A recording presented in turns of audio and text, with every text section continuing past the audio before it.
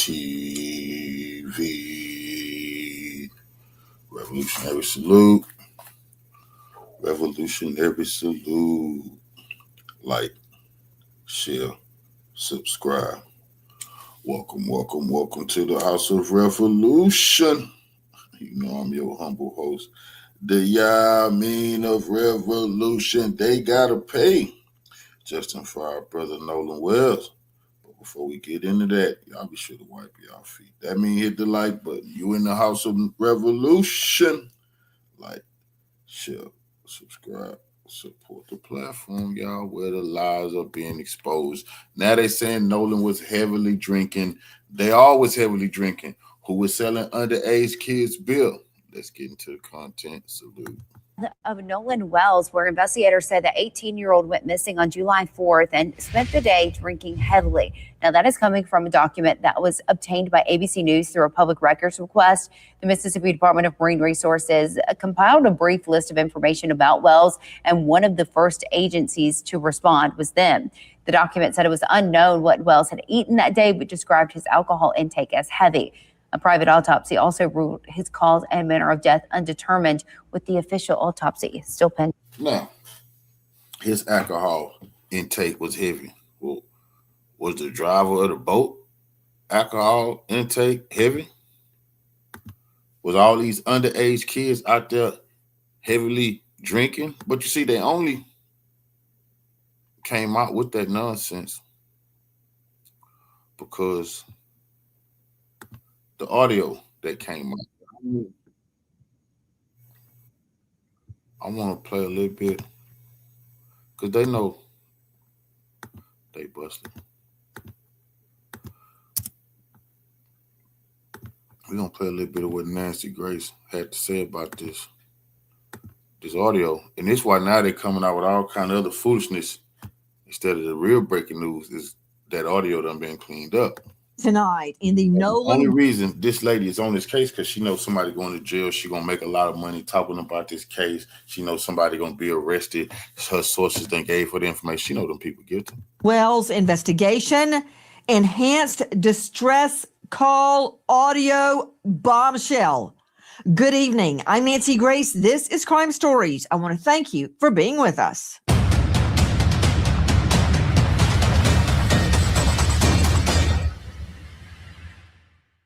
He was face down on the beach right at the water's edge.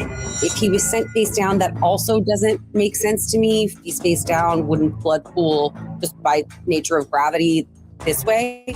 So right now we've got a lot of questions, but as the second doctor says, this is all still pending investigation. If this were your child, wouldn't you want to know what happened?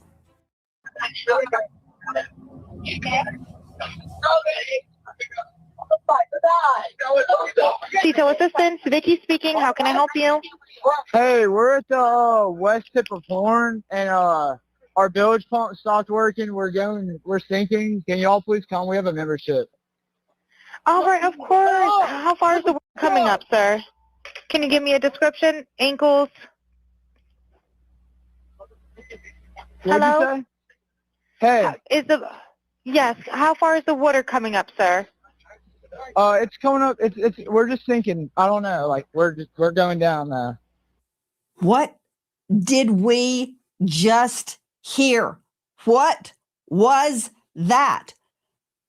One more time, please.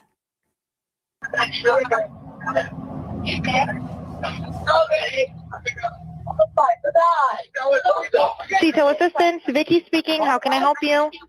Hey, we're at the west tip of Horn, and our bilge pump stopped working. We're sinking. Can y'all please come? We have a membership. All right, of course. How far is the water coming up, sir? Can you give me a description? Ankles? Hello? Hey. Yes. How far is the water coming up, sir? It's coming up. We're just sinking. I don't know. Like we're going down now. Straight out to investigative reporter Crime Stories, Dave Mack. Did you just hear what I heard? Now, this has been transcribed, and this is the tow dispatch call. Because, Dave, when I first heard this, I thought, has this been doctored? Is this real? Where's this coming from, Dave? Nancy, this is coming from from Mississippi, from the actual official. Okay, when we get into the Mississippi Fish and Wildlife and at the reserve putting this out for the public, this is not like from Dave Mack's recording. This is an official recording, Nancy, that is being issued, and it's shocking when you listen to this call for a tow, for the sea tow. Going further into it, Nancy, you're picking apart all of the different voices that can be heard on this one phone call, trying to determine what is really taking place on this boat that is allegedly sitting in 31 feet of water, a depth of 31 feet. And a bilge pump not working, claiming they're sinking, and calling for help. And yet, in the background, are we really hearing all of this other activity? Guys, this was released from the MDMR, the Mississippi Department of Marine Resources. Alexis Tereszcuk joining us out of LA, just joining us now, Crime Stories investigative reporter as well. Alexis, the transcription, I want you to listen to it, Alexis, as we play it again. This is obtained from the Mississippi Department of Marine Resources. It's not something we just found on TikTok. Listen.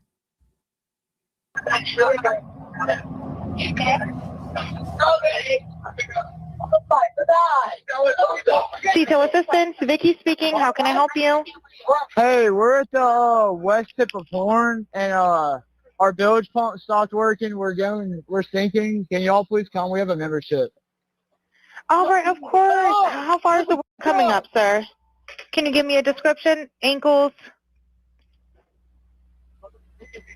What'd Hello? you say? Hey. Yes. How far is the water coming up, sir? It's coming up. We're just sinking. I don't know. Like we're going down now.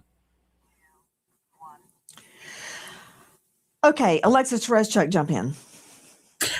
So it sounds like before the woman starts talking, the operator, everyone in the background is saying, "Is he dead? Nolan, wake the up." And so they are concerned about Nolan. They're saying, literally, is he dead? Nobody has ever, none of the kids on this boat have ever admitted that anybody said that they thought Nolan was dead on the boat. This is the first time that we are hearing this. What is the chance that this has been doctored in some way, Alexis Tereszcuk? Because circulating on the internet was a scene where another young man was face down being attacked on the sand. That was not Nolan Wells. That's not Nolan Wells. Repeat. So there are bottom feeders that are fabricating evidence and circulating it, and it's whipping up all sorts of hostility. But regarding this, have you listened to it independently of any transcription? I have listened to it. I've listened to it over and over, and I've listened to Revolutionary salute to Red Stripe 7 for the donation to the war chest. Revolution is a way of life. Absolutely appreciate the love, family. Salute. To the audio where it's only the sound of the boy calling in and not the operator's voice. So it takes a little bit of the distraction out, and you can just hear the voices, the one friend saying, "Is he dead?" And we are hearing somebody very worried. They're saying, "Is he dead?" Somebody, you think you might have heard them say Nolan right before that. Somebody then says, "Oh my God." So the thing is, there have been a lot of false videos. People have said there was a video where Nolan was screaming, saying, "Give me my phone back." His friend says, "No, that's me in the video." There have been tons of AI generated videos and images and things, but this is the official audio from the organization. Okay, let's hear the audio to which you are referring. Listen.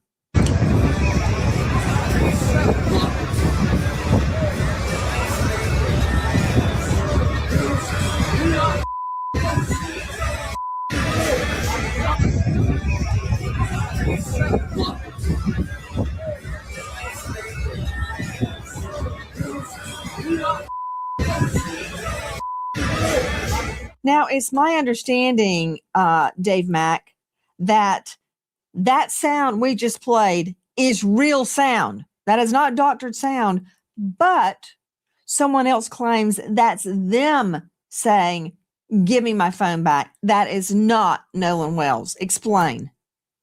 Well, Nancy, what we have is some friends that were also out on the boat trip out to Horn Island that were with Nolan Wells and were friends with Nolan Wells.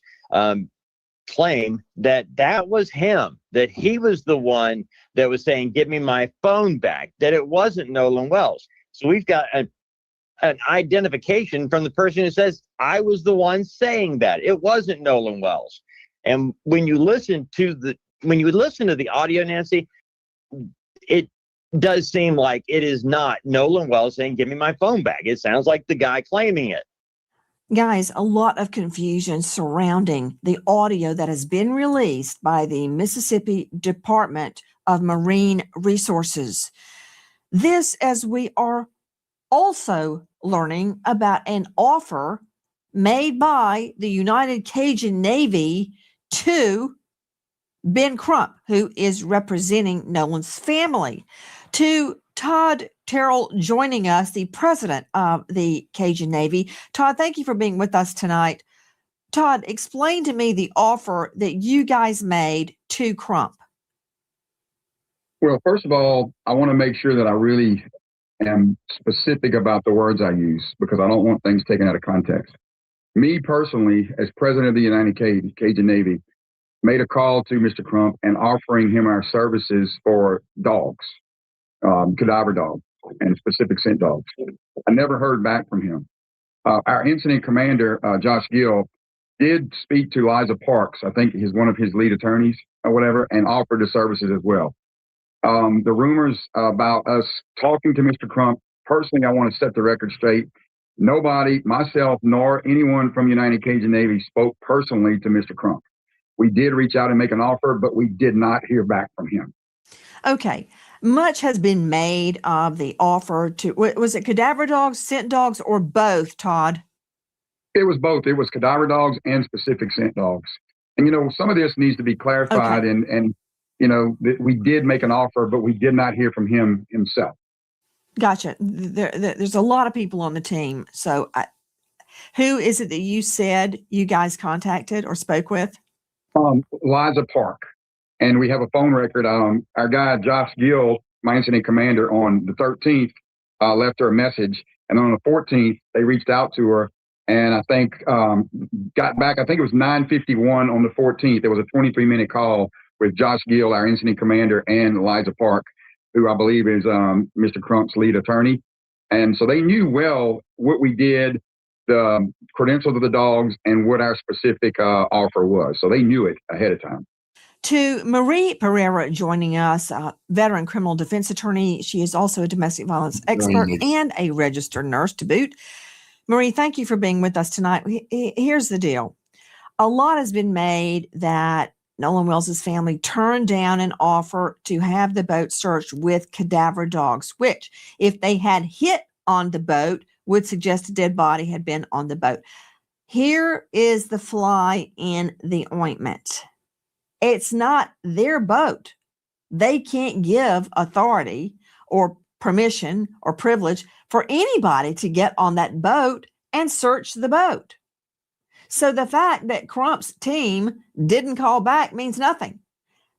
They were not authorized to give authority or privilege or permission for anybody to board that boat, much less a cadaver dog or a scent dog. You nailed it. And it's not his job or anybody else's to do what the police need to be investigating. After hearing that audio and knowing all the facts, they should be investigating this like it's a homicide and stop with the he say, she say from all of those kids on the boat who are presumed innocent at this moment, but I'm seeing and hearing guilt. Just off the fact that they even had his phone, that part. Why did you even have his telephone? I will never get over that, because even as an adult, my phone is my life. If I'm staying back doing anything, I'm staying with my phone. So they need to be investigating all of those kids, interviewing them piece by piece, one at a time. And I promise you, somebody's going to break and tell the truth here. Joining me is Marie Pereira. You know, in any criminal investigation, the first thing you do is get all the parties, all of them, and you separate them and you question them separately. You give them a waiver of their rights. They read it, they sign it, you read it out loud to them, you get all this on video, and you ask each one separately what happened before they have a chance to get together and talk. I'm not saying the friends are guilty. I'm not saying they're innocent. What I am saying is that would have been proper police procedure. For all we know, it did happen. It doesn't sound like it happened, but for all we know, it may have happened. The next thing you do is you ask them, would they willingly take a polygraph? Now, you and I, Marie Pereira, know that in a criminal case, polygraphs are not allowed into evidence unless they are stipulated, agreed to before the polygraph is taken. It's the only way they come in. Now, in civil cases, they're allowed in. Think of O.J. Simpson. Didn't come in the criminal case, did come in the civil case, and P.S., he flunked it. That said, that's what you do. You separate them, you talk to them, you record it, you get their waiver of rights, you read their rights out loud on video, then you talk to them.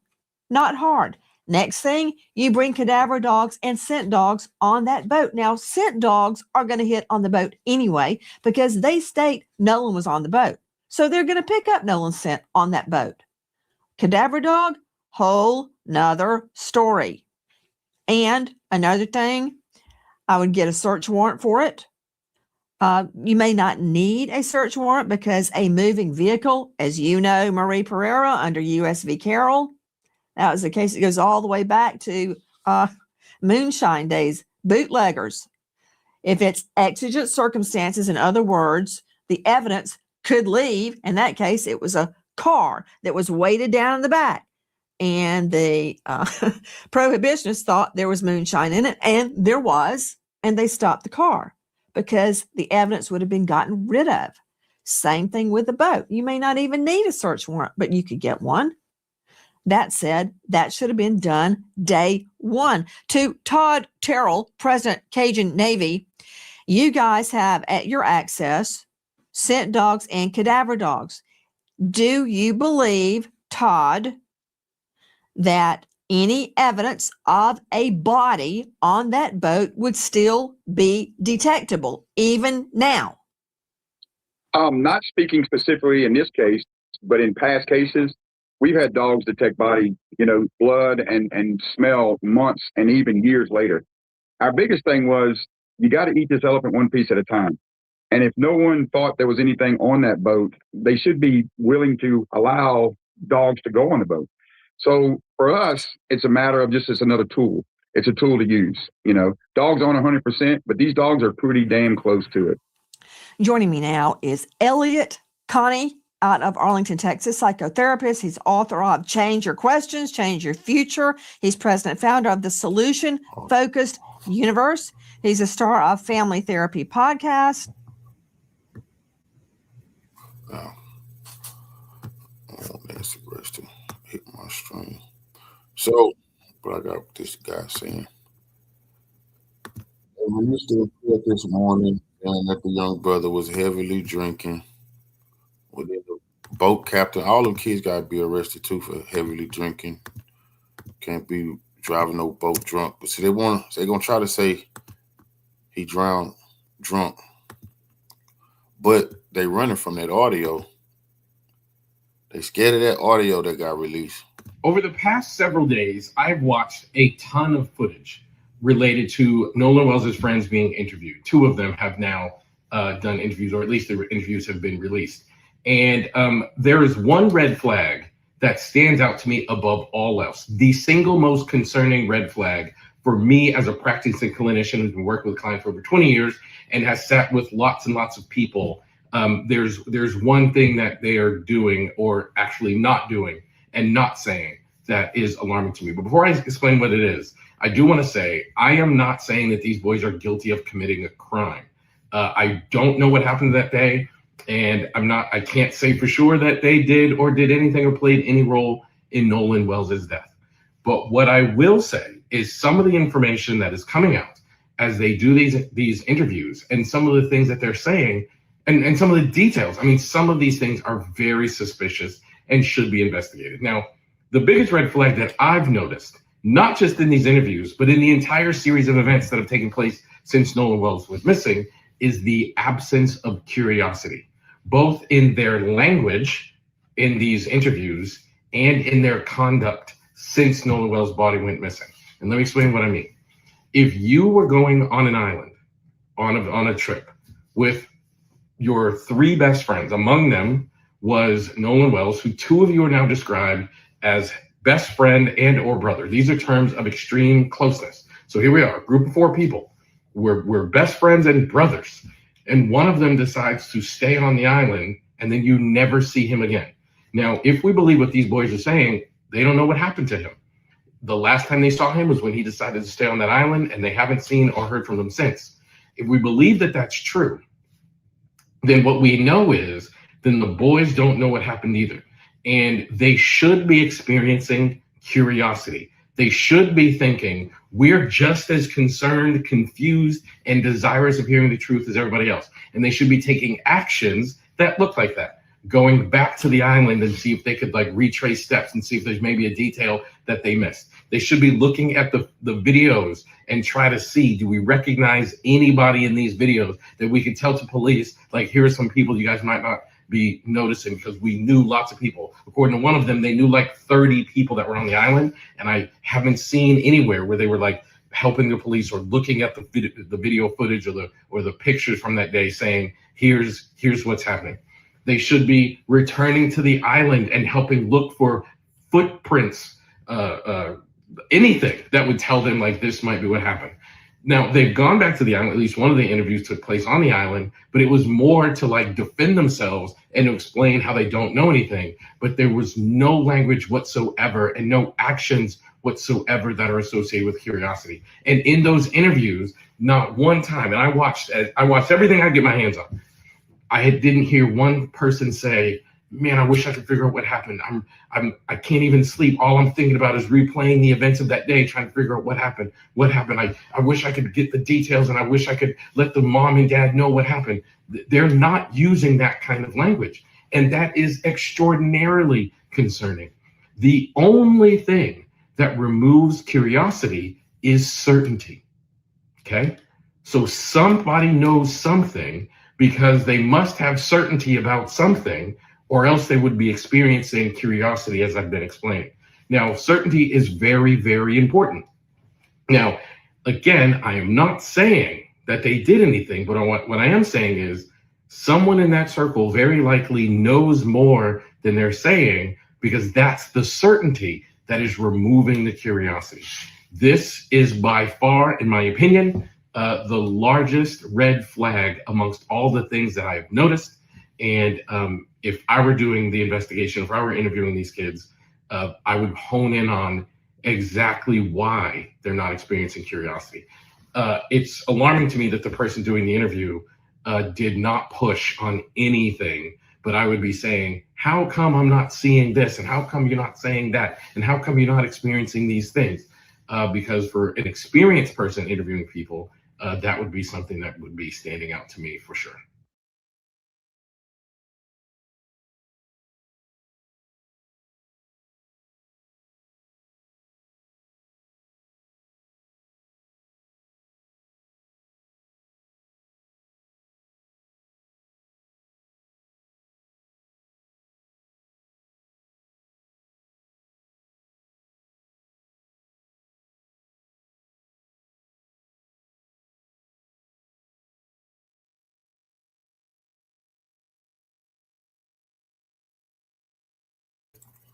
Revolutionary salute to our family, proud F.B.A. for the 440 jewels and the Uncle Alert. Revolution is real life. Absolutely appreciate that love, soldier. Salute. Reporting live from Irish Club, Fight Plus News, I'm John Ava. The case of Nolan Wells has now hit another level of discussion after leaked official audio of his friends, who some consider were not his friends, emergency call to a boat tow company will begin circulating online. Salute, Coach.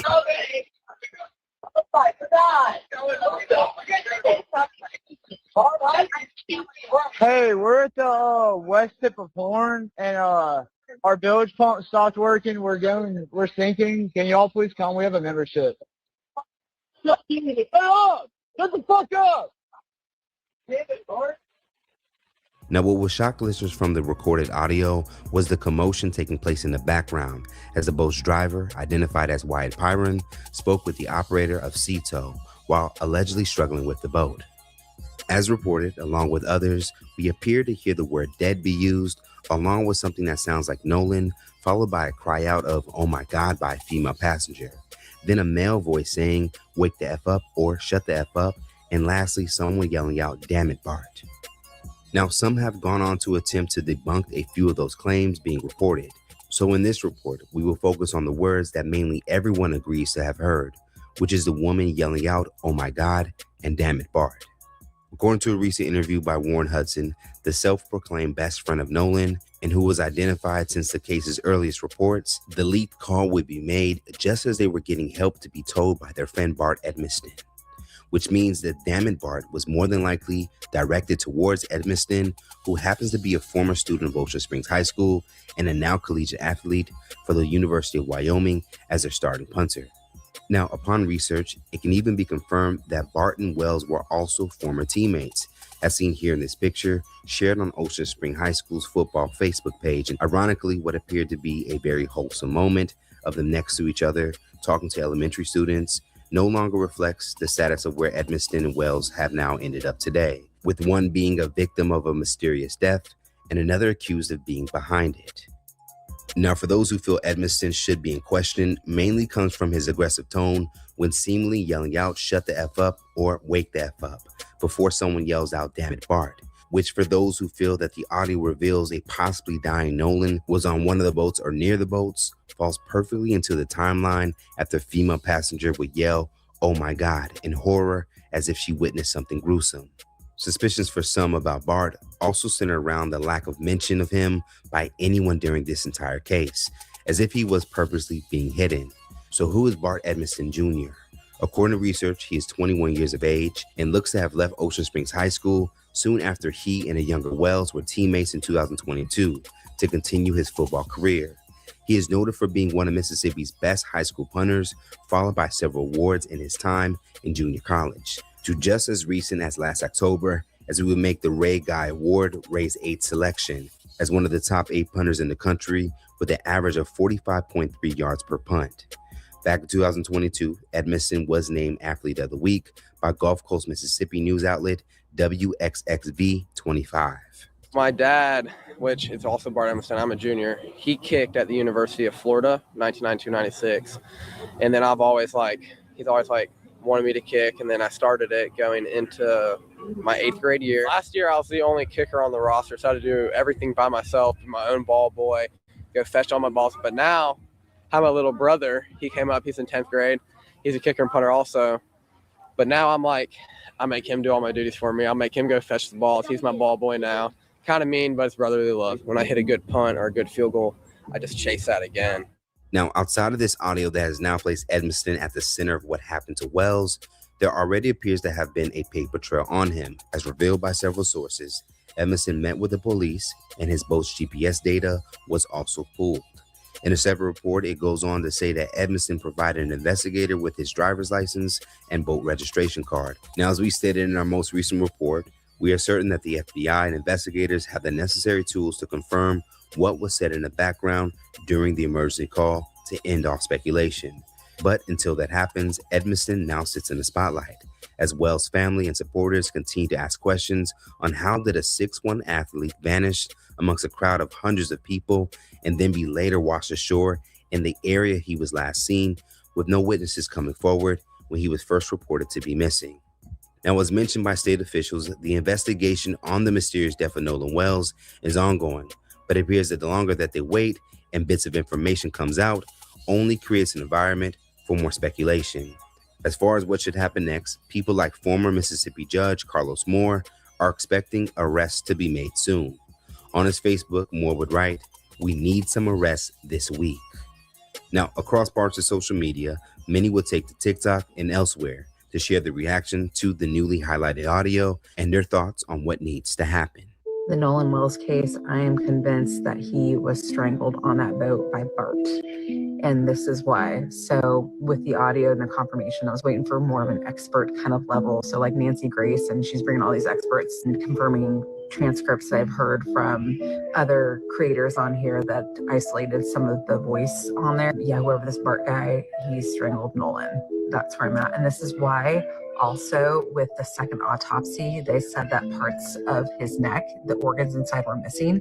I think they're trying to cover up that he was strangled. Well, the new audio came out from that CTO dispatch. I want y'all ass to jail. From Bart to Wyatt to that damn mom who was that judge. Yeah, I knew something happened to Nolan Wells. Look, in that CTO dispatch call, before somebody picked up, can we cover it up? You killed him. Is he already dead? Nolan, wake up. Look, damn it, Bart. I think Bart ass did it. That's what I think. Look, wake the up. They panicking. They need to be in jail by tonight. You're about to get everything that's coming to you. But what's getting me is the fact that why is the internet solving this case before the sheriff's office? That's what gets me. Y'all were so quick to declare that there was no foul play. Just an accident. And look what we're turning up here. There's things that seem weird there. And it's still, to me, you were in the location where his body was found, very close to where his body was found. And that's when you called for help and your grandfather called to cancel help, and there were 7 people on the boat, and there's some commotion in the background. And it doesn't sit right with me. Like I said, boating culture, I don't know how you leave with 7 people in a boat full of water. And I also don't know how you leave with 7 people and not a boat full of water and end up not going very far, because they were still right off the west tip, and having a boat full of water. I need somebody to explain to me how that happened in calm seas with a boat that was operational when you loaded it. To note, Wells will be found 2 days later in the same part of the island where these now boats would depart from, adding to more coincidences that point out a cover-up for some. Let's talk about it more in the comments below. Now that we re-listened to the audio, does it still capture what may have been Nolan's final moments, or does it capture a frantic situation and frustration settling in, causing someone to yell, "Damn it, Bart," as well as a young lady crying out for fear of a sinking boat? Reporting live from Hypers Club, Fright Plus News, I'm John Abba.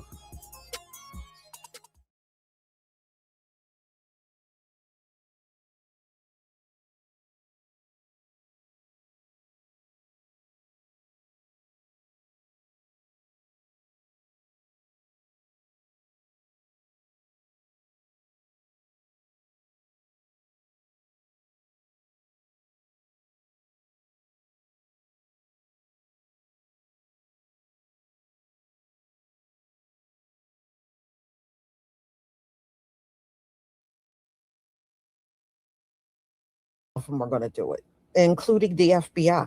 They're going to all be, there just to protect those white teens and make sure there's never any justice for Nolan.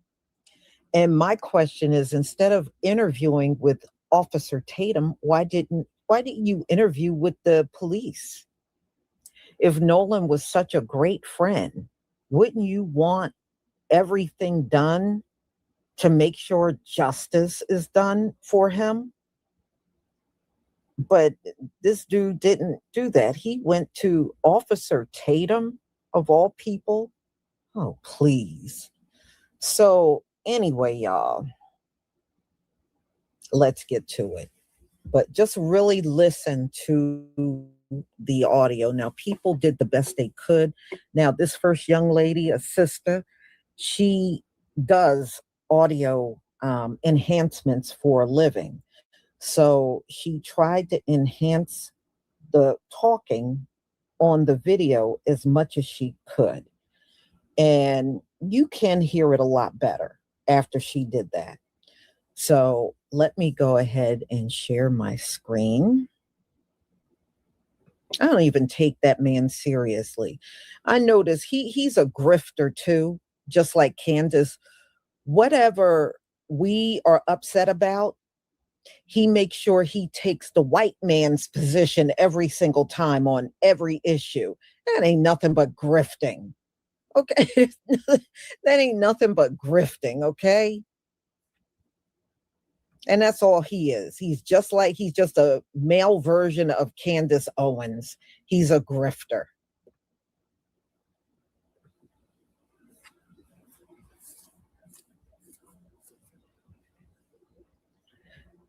Okay. Give me a 1 if you can see my screen.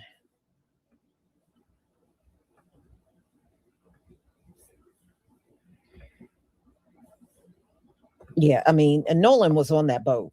They lied. They straight up lied about that, because you can hear them saying, like, is he dead? Is he dead? Now, why would you say that and he was nowhere around? Come on. These teens are lying, and it's very obvious they are lying. Thank you for the ones.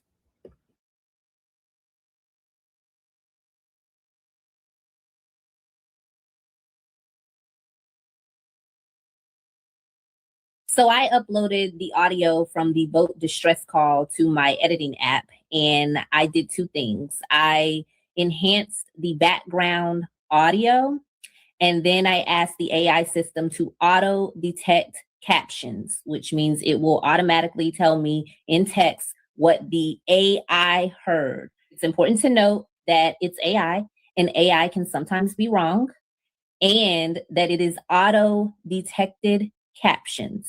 Okay. Now, it's also important to note that the first 10 seconds of this audio are not confirmed to be real. And here's why I say that. TMZ did not air that portion of the audio. It appears to be the portion of the audio right before the operator comes on. It's like 10 seconds. TMZ didn't air that. They're the ones who originally broke the audio and played it for everyone. They didn't air that. B, you can hear like two female voices in this audio. I'm gonna be real with y'all. The first female voice sounds like a black girl. And we know what none of us out there. Okay. So me personally, I don't believe that first 10 seconds that's going around, that's circulating, I personally don't believe that was a part of the audio that was released. And I think some idiot decided to put this out there, to fake it and put this out there because you have nothing better to do with your time, which is absolutely insane, honestly, considering the fact that his parents are simply just trying to get answers and you're out here making up things. So I just need to put that disclaimer out there, but I am going to play it just in case it turns out to be real, but also it's going around. It's going viral right now. So you can be aware that this may or may not be real, because I've already seen people in comment sections. Listen to it before the operator comes on. They say Nolan. They say, oh my gosh, he's dead. Listen to that. I hear y'all. Okay. We don't know if it's real or not. And me personally, I don't think it's real. And a very important thing to factor in here, this was like a 911 call or either like some type of AAA membership, whatever. Why would they start recording that portion of the call before the operator comes on? Those calls begin recording once the operator picks up the call. Why would it be recording before then? So that's one of the reasons why I don't believe it. But I'm still going to play it for you guys because it is going around and it's going viral. And a lot of you believe that it's real. So I do want to play it. Let's listen to it. Yeah.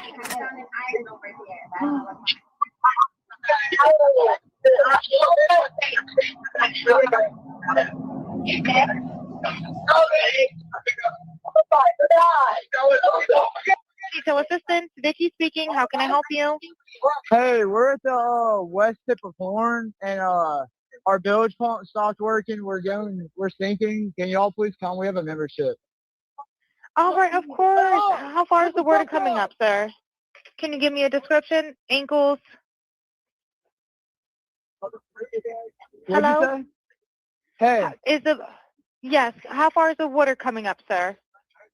It's coming up. We're just sinking. I don't know. Like we're going down now. All right, well, let's get you going. Membership number or phone number listed on the account, sir. I don't know the phone number. It's either Jerry Atkerson. I think it's Jerry Atkerson. Try that. All right. I know we have a membership, like guaranteed. I don't have. Once again, all I did was enhance the background audio and then add auto detect captions on this video. I think it's important to note that the AI system distinctly heard the name Nolan twice. Like I said, though, the portion of the audio where the AI distinctly heard the name Nolan is potentially fake. Now, this is just my opinion, my theory. I have nothing to base this off of other than what's already out there. But in my opinion, I think what might have happened is someone gave those underage kids alcohol. And I know y'all are saying, Nolan wouldn't drink. He didn't drink. He's a kid. Kids drink. I think that Nolan may have drank a little too much. Maybe he got alcohol poisoning or something like that. And he fell unconscious and they panicked because some adult, whether it was a parent or an older kid that was over the age of 21, purchased that alcohol and they panicked. So when they realized he was unconscious or wasn't breathing, instead of trying to get help, they pushed his body overboard. That is my opinion. That's what I think is simply a theory. And honestly, I don't have anything to go off of other than the fact that I've watched a lot of true crime documentaries. We also know that the Mississippi coroner did not send his throat with the body when he was sent to DC for the independent autopsy. I'm thinking that might fit in when it comes to alcohol poisoning because, listen, I'm not a doctor or anything, but I have had alcohol poisoning before, and I know what happens when you do have alcohol poisoning. You throw up a lot. I'm wondering if they didn't include it because perhaps there was vomit in his throat, perhaps. I don't know. A doctor, fact check me, okay? Someone in the medical field. But I'm wondering if that proves that he was throwing up in some kind of way. He had alcohol poisoning. He could have possibly choked on his vomit. I think he passed out unconscious on that boat, however, and then they panicked and then they threw him overboard. I think it was necessarily like malicious to a state of like maybe they got into a fight or something like, I don't know. I'm just basing it off of like the information that we have thus far that's been proven credible, like this audio.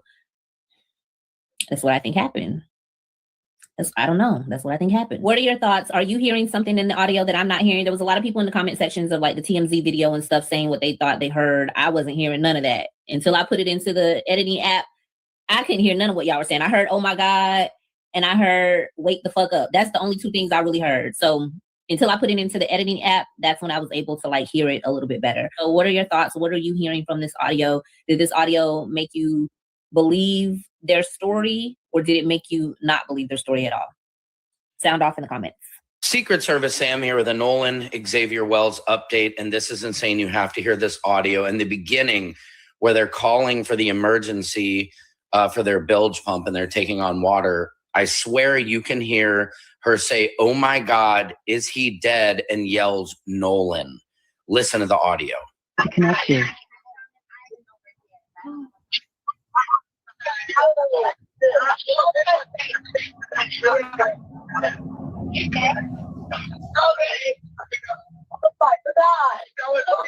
CETO Assistance, Vicky speaking. How can I help you?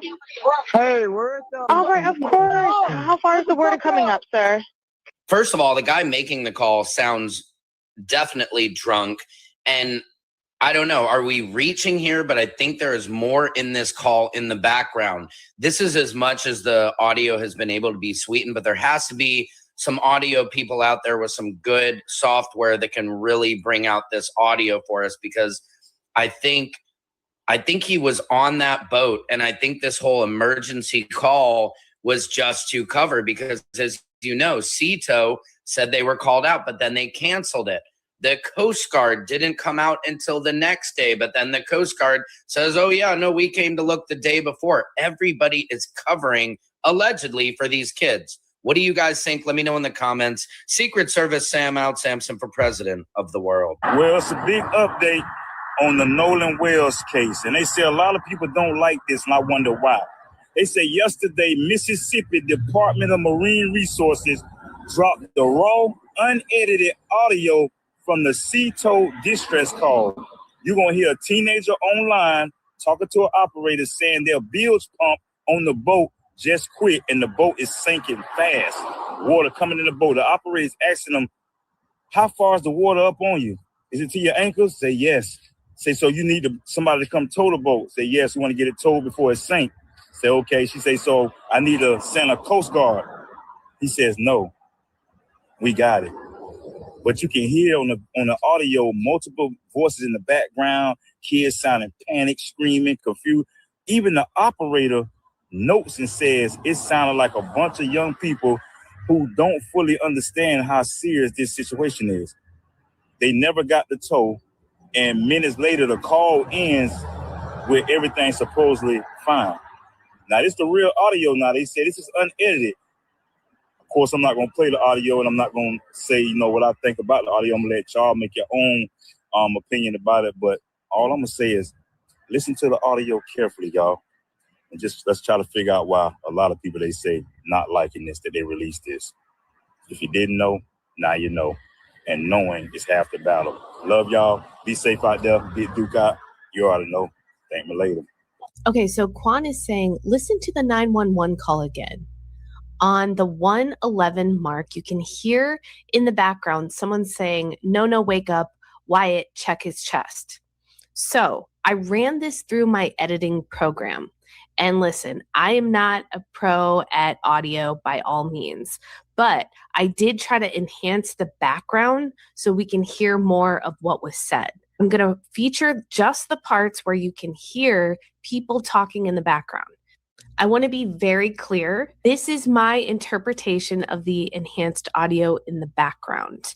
It is not a confirmed transcript, so please take this with a grain of salt.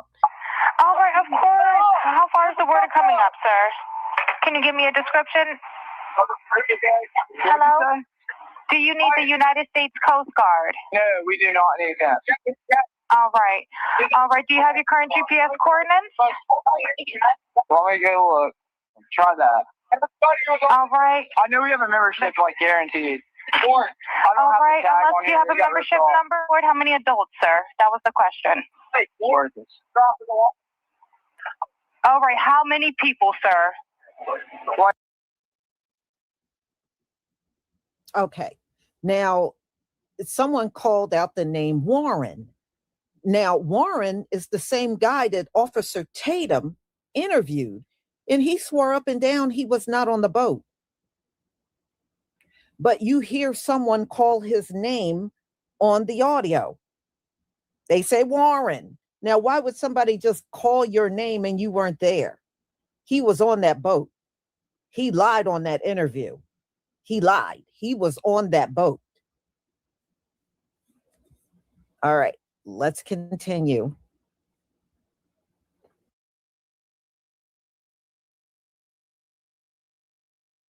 Like 7. All right, thank you. Does everyone have life jackets on or available to them? Yes, we have life jackets available. Did you notice that he said 7 people were on the boat and then they counted and it was just 6? Now, another thing I noticed in the full audio, when the dispatcher called the captain of the Coast Guard, the captain said, I just talked to his grandpa and he said he doesn't need a tow. It sounds like a bunch of kids on board on Horn Island, and he's saying the boat is sinking. Okay. All right. Yeah, I just actually got off the phone with his grandpa, who I'm guessing is the owner of the boat. And he said that Jerry. Yeah, he said, okay. I just hung up with him.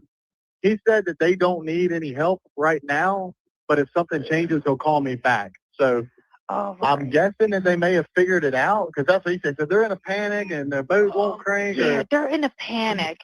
My question is, why is the grandfather saying, no, they're fine. They don't need a tow? And It's even more confusing because on the Officer Tatum show, Warren was one of the kids on the boat. He was saying that the last time he saw Nolan was 3 o'clock. But then he talks about how when they were leaving at 4:30 and the boat was having issues, they said, Nolan, get the F on here. And he's like, no, I'm going to stay back. So he would have saw him at 4:30 instead of 3 o'clock, right? The last time I saw Nolan was 3 o'clock, and Nolan was cradling a girl in his arms, Katie. But when we were leaving, Nolan was sitting by the boat with that Katie girl, and my buddy yelled for Nolan, get on the boat.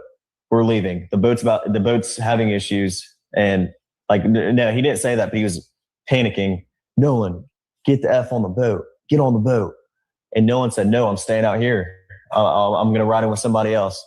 And it's not uncommon to hear, but it's not like my buddy asked him one time. My buddy asked Nolan multiple times to get on the boat. Nolan, get on the boat. Get on the boat. We're leaving. If you're coming, you got to come now. And Nolan made a decision to stay out on the island. So what is it? Is the last time you saw him at 3 o'clock with the girl or 4:30 when you guys left Nolan and he supposedly said, I'm good, I'm staying here? What is it? This case is literally hurting my brain because nothing makes sense. I'll need to hear the unredacted tape of Nolan Wells' friends calling to get their boat towed.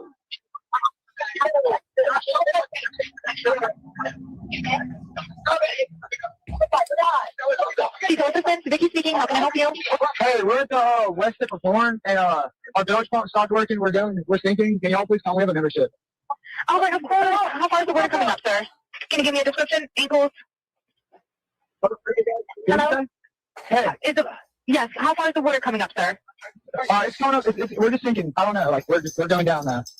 All right, well, let's get you going. Membership number or phone number listed on the account, sir. I don't know the phone number. It's either Jerry Atkerson. I think it's Jerry Atkerson. Try that.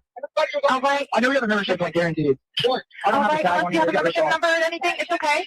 I'll get you over to the captain. What's the best phone number to reach you at? Reach me at 2. All right, and is everybody on board in good health otherwise? Yeah, everybody's How many? All right, do you need the United States Coast Guard? What? Do you need the United States Coast Guard? No, we do not need that. All right. All right, do you have your current GPS coordinates? Let me go look. If not, I can send you a text message. All right, are you ready? Yes, I'm available. North 3 degrees, 4672. All right, 4672. All right, you were breaking up a little bit. Can you just repeat it one more time to make sure I have it correct? Sorry, look. Hello, can you hear me? Yeah, what? So you're breaking up. If you need assistance, do you have a VHF radio? No, we do not have a VHF radio. All right, well, let's try to get you going because you don't have good cell phone reception. Can you verify your coordinates one more time? Okay, my coordinates are 30 degrees by 14.684 north, and then west by 88 degrees by 46.79. All right, looks like you're on Horn Island, correct? Are you on Horn Island? Yes. All right, is the boat sinking or you have it aground? We were sinking, yes.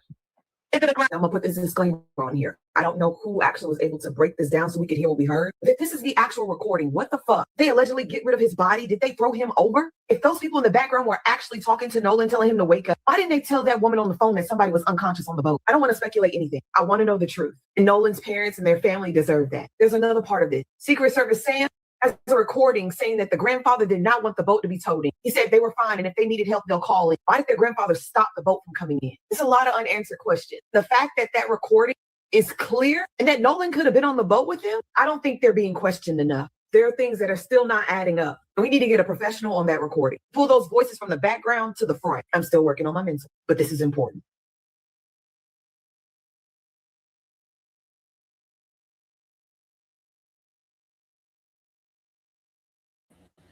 Okay. Well, this is what I think. I think they made that call to the Coast Guard to cover for what was really going on that boat.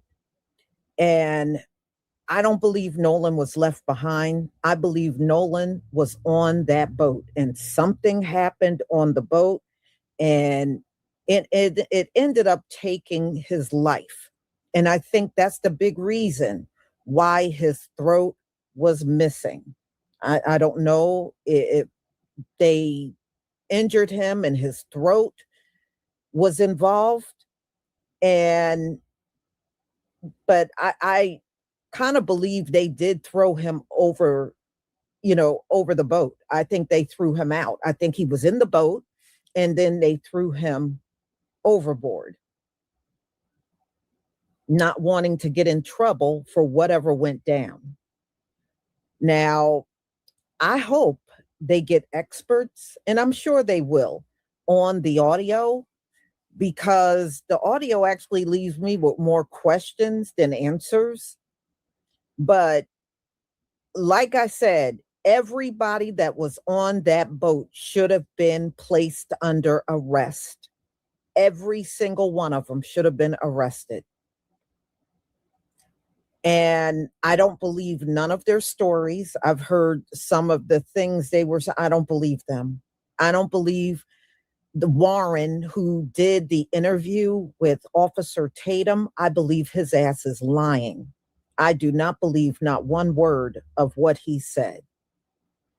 Not much of a friend, didn't go to his funeral, didn't give his parents condolences, but this was your friend?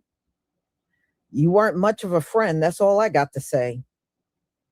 You weren't much of a friend. So we shall see. We shall see. And really above all else, where are his missing body parts? And why is Mississippi hanging on to his body parts? That's what I want to know. But y'all, you just got to remember, this is the South. And it seems like the police and the coroner's office, it just seems like everybody is trying to cover up for these teens. That's how it is appearing to me when it comes down to Mississippi, which we all know is going to lead right to, the grand jury said this was an accident. You know what I mean? And then that gets all of these teens off the hook.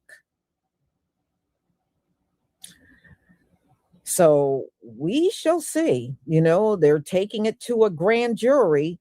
So we shall see the outcome. But always remember, y'all, it's a grand jury in the South. It's a grand jury in the South. So I'm going to go ahead and conclude.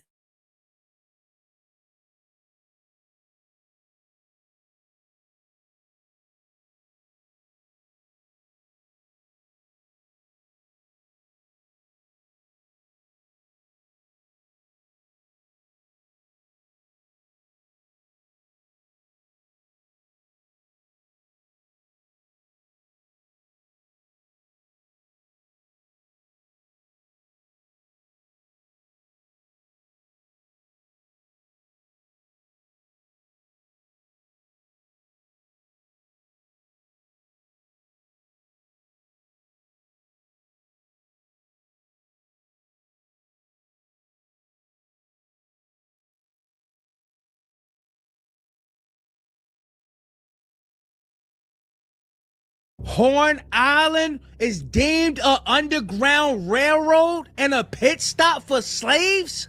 Whoa, this cannot be true. Y'all do not want to click off this video. We got so much to tackle right now. From Judge Mathis came out and said he think that's a bruise on the back of Nolan Wells' head. And guess what else we got, y'all?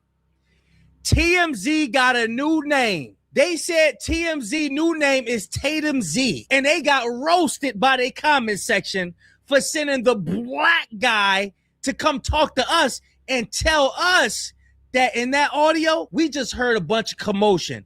In that audio, that's not what we heard. We didn't hear Nolan's name in the audio. The first person to die in this film is Rhodey, not Duke. It's Rhodey.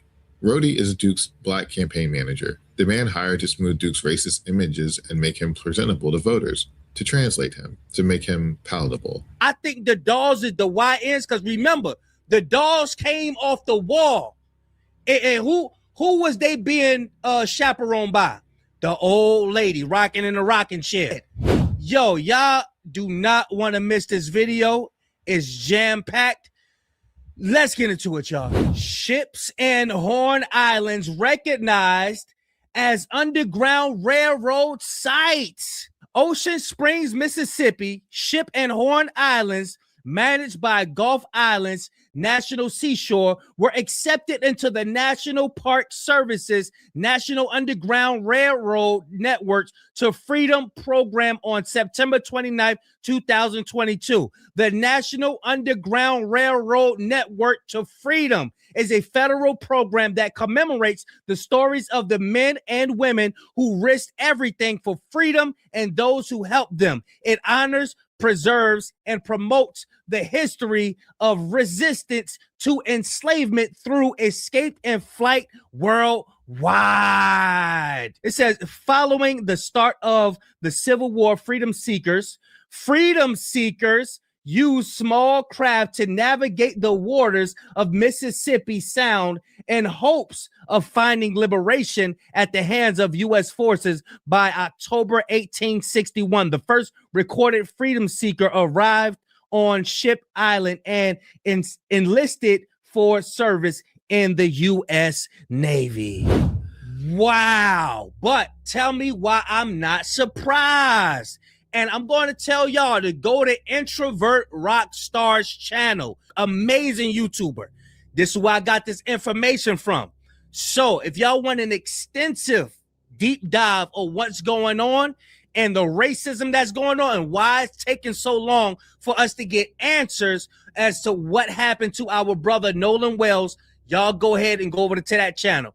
But let's get into these videos, y'all. For the people of Mississippi, TMZ, everybody, listen, y'all cannot gaslight the world. We were born at night. We wasn't born last night. Let's get it. Enforcement. And so the forensic autopsy came back, and lo and behold, even though they're trying to downplay it, and I understand Ben Crump and NAACP and others don't want to try and jump to conclusion or step too far out, but the forensic autopsy showed that there was what they call discoloration. No, I call them bruises in the what? This is a judge. No, I call them bruises in the back of the head, appearing that someone has had their hand pressed at the back of their head, at the back of Nolan's head. That's concerning to me. And so hopefully we'll get some more insight on that. I'm not sure. It seems like there's another opportunity for them to investigate something physiological. I'm just not sure, because as far as I knew, the forensic autopsy is as far as you go, but we'll see. But yeah, that's what causes new concern. And then you've had different stories coming out from the teenagers. One of the young men himself spoke out about it, claiming they had begged Nolan to get on the boat, and that he wouldn't. Then there's the woman that he's supposed to have stayed back with, I think her name Katie or something. Well, he was supposed to have stayed back with Katie. That was their story. However, Katie's friend says that Katie she saw him only in passing on the island, didn't stay with him, and Katie isn't saying anything at all.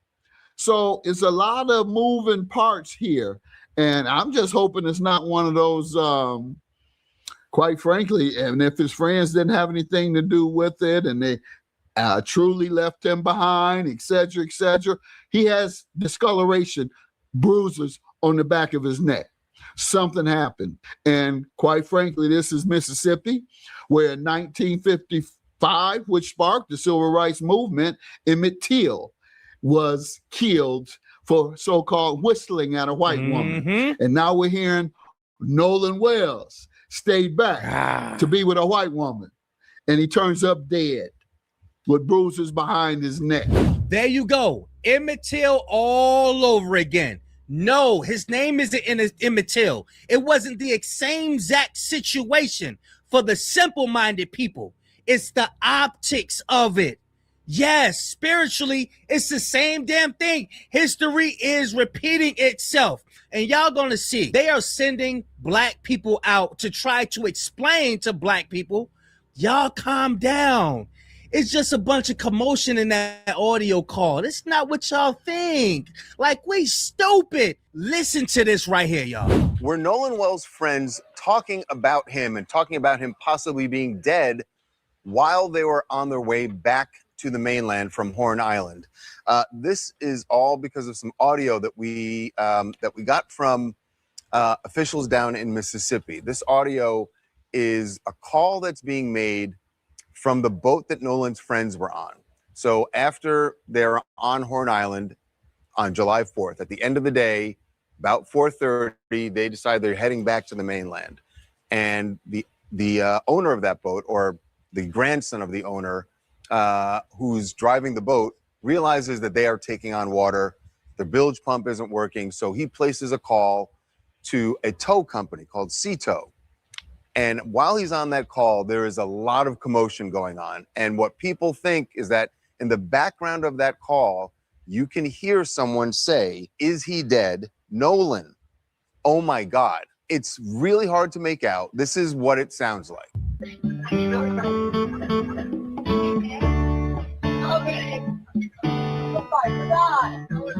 So now y'all want to play the beginning of it before the dispatch even picked up. Now all of a sudden y'all want to play the beginning of it. Because at first, I think it was TMZ who broke the audio call. They didn't have the beginning playing at first. Now all of a sudden y'all want to come back and bring the beginning of it out. Now, there are other parts of the audio where people think they hear the words "check his chest" or listen to the words people think they hear. This is what y'all think y'all hear. Even though it's thousands of people saying the same damn thing. No, y'all calm down. That's not what you listen. Trust me, I'm TMZ. This is what he's saying. I'm with the big boys right here. I got the people down in Mississippi on one phone call. Understand, TMZ is not in Mississippi, y'all. Wake up. One thing you can definitely hear clearly is the guy who's calling the tow company says, "Shut the bleep up." Now, he could have been yelling to some people. He does tell the dispatcher that there are about 7 people on board, all of them under the age of 20, under 21, he says. Now, here's what doesn't make sense. If they really were, and again, that audio is very difficult to make out. I mean, you can definitely hear, "Oh my God." The Nolan and Izzy dead part is up to interpretation. What doesn't make sense is why would they, if they had something, if there'd been foul play and something happened to Nolan or someone did something to Nolan on that boat, why would they be talking about it loudly while he's on the phone to a tow company? Just doesn't add up. That don't add up. Why would he be talking like that on the tow company, even though he was on the phone call with the tow company and ignoring the hell out the lady, because obviously there was something else going on distracting the hell out of him. To him, it don't make no sense. Check it out, y'all. We've spoken to in Ocean Springs, Mississippi, say that whole conversation here in the background is just chaos as these young, as I say kids, but these young men were trying to get back to the shore and the boats. I spoke to the great people of Mississippi. What they told me is that it's just a bunch of kids. Kids. They're just a bunch of chaos in the background. It's not, everybody calm down. The audio is not what it appears to be. Nah. Taking on water. They're all trying to figure out what to do. Are they going to have to get off the boat?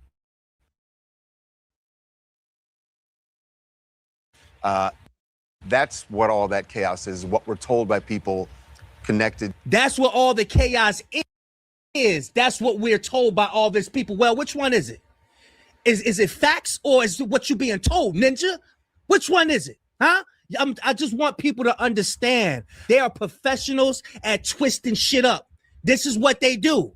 He said, this is what, is it facts or is it what the people of Mississippi told you? Listen. What all that chaos is, what we're told by people, that's what all that chaos is, That's what all that chaos is. First, you make a statement saying that it's law. That's what that chaos is. This is what it is. What the people of Mississippi had told me. Told by people connected to the kids who were on that boat. The other thing is, this is after 4:30. We have been told that there is evidence that, or the police have testimony for people. Did it again. Did it again. We are told that there is evidence, evidence meaning that we know something. We know this is law. We have evidence. Well, really not evidence. We were told he did it again. I want y'all to understand what they do. This is what they're professionals at. This is what they're professionals at. Tricking, doing little word puzzles and shit. This is what they do. Watch, listen, he did it again. There is evidence that, or the police have testimony for people that know. There is evidence. Well, the people got testimony. Testimony and evidence is two totally different things. Two totally different things. You either got evidence or you got testimony. Evidence is not testimony. Stop playing. Evidence that, or the police have. We have been told that there is evidence that, or the police have testimony for people that Nolan was still on the island after 4:30. That would track with what Warren has been saying, that when they left at 4:30. Since when do Warren work at TMZ? TMZ got a headquarters out in Mississippi? Or do Warren work at TMZ? Which one? Y'all bugging. 30. They had a heated conversation with Nolan saying, get on the boat. And he said, I'm not going. I'm going to get a ride back with someone else. So it would make sense that Nolan would still be on Horn Island after 4:30, which means. He said it would make sense all because of Warren said something. What? I'm not listening to no damn Warren. He said it makes sense to him. He wants our thoughts to be his thoughts. He wants us to calm down. They do not want us to listen to that audio, but they sit up here and get on the news stations. Yeah, give us all the information that you got. And then when people give them the information, they go to allegedly. Means that this whole audio, while they're on the boat after 4:30, they've left Horn Island. They wouldn't be referring to Nolan. It just seems like people are hearing something. We are hearing things. That's the definition of gaslighting. Trying to convince somebody that they're not seeing something or hearing something that what they are. You can't tell nobody what they're listening to, but that's not even what they hear, what we here for. We're here for this roasting session you got in your comment section, Ninja, and how y'all losing credibility with the people. Look, somebody said, you trying to downplay the situation. Somebody said, you can't tell us what we heard. Ninja, what you talking about? Look. TMZ, yet again, exposed for who and what they really are. Look, it say, this is where I got that from. Look, it say, okay, Tatum Z. Okay, Tatum Z. Oh, so now you have the full audio, because last week you only played the part where he appeared very calm and no commotion. The next one say, TMZ, we get it. Y'all don't want to get sued, LMAO. But it's obvious we all heard Nolan is unalived. Yes, everyone, you didn't hear what you just heard. Nothing to see here. Really, TMZ, this is what we doing? I wouldn't expect nothing less. Every dog has his day, and God is the judge y'all will have to answer to. Now, for my people, get up in here. Do y'all remember the movie Tales from the Hood? Well, there was a segment in Tales from the Hood that scared the shit out of everybody. It was the segment with the dolls in it. Do y'all remember what happened in that whole thing and the racism that taking place? And the guy, and the two guys, one of the guys was a raccoon. Do y'all remember? Check this out, y'all. The first person to die in this film is Rhodey, not Duke. It's Rhodey. Rhodey is Duke's black campaign manager, the man hired to smooth Duke's racist images and make him presentable to voters, to translate him, to make him palatable. But it's your job, Mr. $10,000 a week image maker, to change all that, to soften the hard edges, mold me into a respected man of the people. Oh, well, I've got my work cut out for me, don't I? Remember what Hurston said, all skin folk ain't king folk. The film doesn't editorialize about Rhodey's choice. It doesn't give him a speech or a confession. It just sequences him first. He trips on one of the dolls inside the house and he's gone before Duke has faced a single consequence. It seems to be an accident where he just missed his footing. It's actually not until in watching a replay of his fall does Duke see that a doll was present in the death of Rhodey. The film, The Reckoning, is real and earned. I've watched that sequence more times than I can count, and it lands every single time. Rhodey decides to ignore the history in his joke and pays the price. Duke decides to blatantly ignore the dolls. Duke isn't ignorant of the history. He's chosen it deliberately. It's almost his political agenda. The whole thing adds to a certain Southern charm. You're sick. And pays the price. The dolls are just the accounting. But here's where the Hurston question gets harder. Rhodey is skinfolk who wasn't kinfolk. That part is clear. He chose proximity to power, and the house collected him first. I've got my work cut out for me, don't I? But Duke is not skinfolk at all, and the house collected him as well, which suggests that this film is adding an extra layer to what Hurston's saying. It's saying the house doesn't sort by skin. It sorts by the choices you make when you know the truth and made the decision anyway. I hope y'all enjoyed that right there, because who I think the dolls is, listen, remember, if you know the movie, if you haven't watched the movie and you still young, go watch Tales from the Hood, watch that and start putting things together. I think the dolls today is the YNs, and that's what they afraid of. I'm telling you, I think the dolls is the YNs, because remember, the dolls came off the wall. And who was they being chaperoned by? The old lady rocking in a rocking chair. You could tell a YN something. A cop could tell a YN something. Anybody could tell a YN something. They ain't gonna listen. But when that grandma come, you best believe that YN gonna listen. That YN gonna listen when that grandma come. I'm telling you, bro. But that's what they're afraid of, bro. They think that we're gonna come back and just be all over the damn place. They're trying to do damage control, y'all. But people are waking up, and God is on our side. Now is the time. You do not want to be on the wrong side of the fence. I don't give a damn how much money you being offered. You do not want to be on the wrong side of the fence right now, bro. Now is the time. You do not want to be on the wrong side of the fence. Y'all get in the comment section. Y'all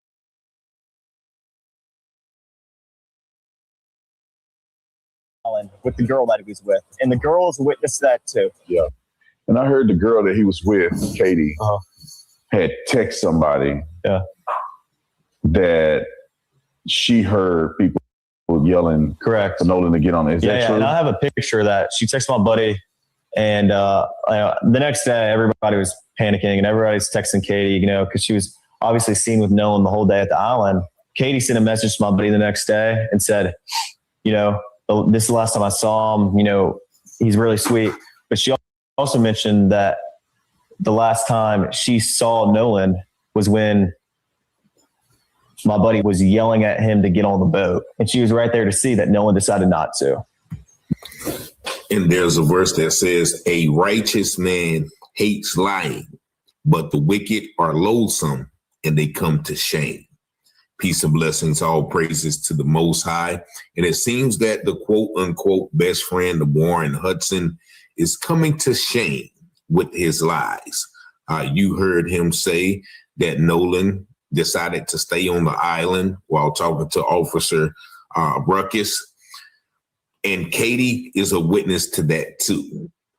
Also, you heard in that second interview that said the last time that Katie saw Nolan, it was when the boys and his friends were yelling on Nolan to get on the boat, and Nolan decided not to, and she was right there to see that.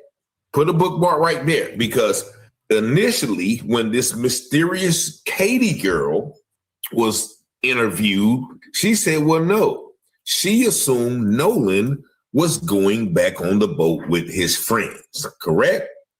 And so if she tells them that, she could not have been right there to see them asking Nolan to get on the boat, and Nolan refused. If so, then she would have said, well, no, I saw them ask Nolan to get on the boat, and he refused.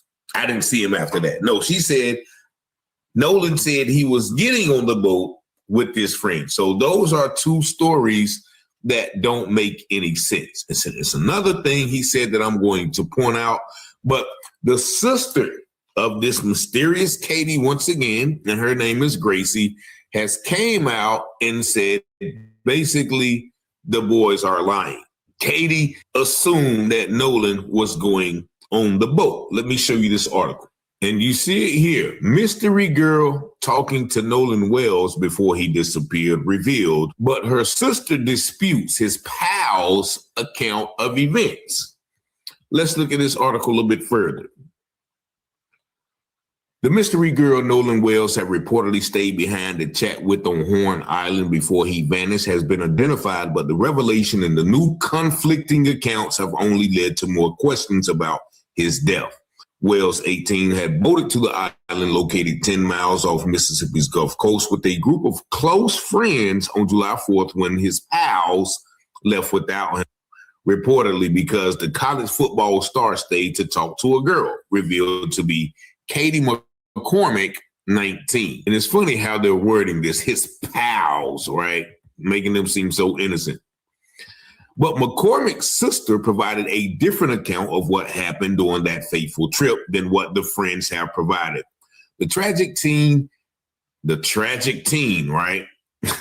The tragic teen has spent 5 hours celebrating the 4th of July with hundreds of other college students on Horn Island when late in the afternoon, his friends started to panic as their boat was taken on water and had to rush back to the land before it sank. Once again, painting them, and if his pals were just so panicky and innocent, right?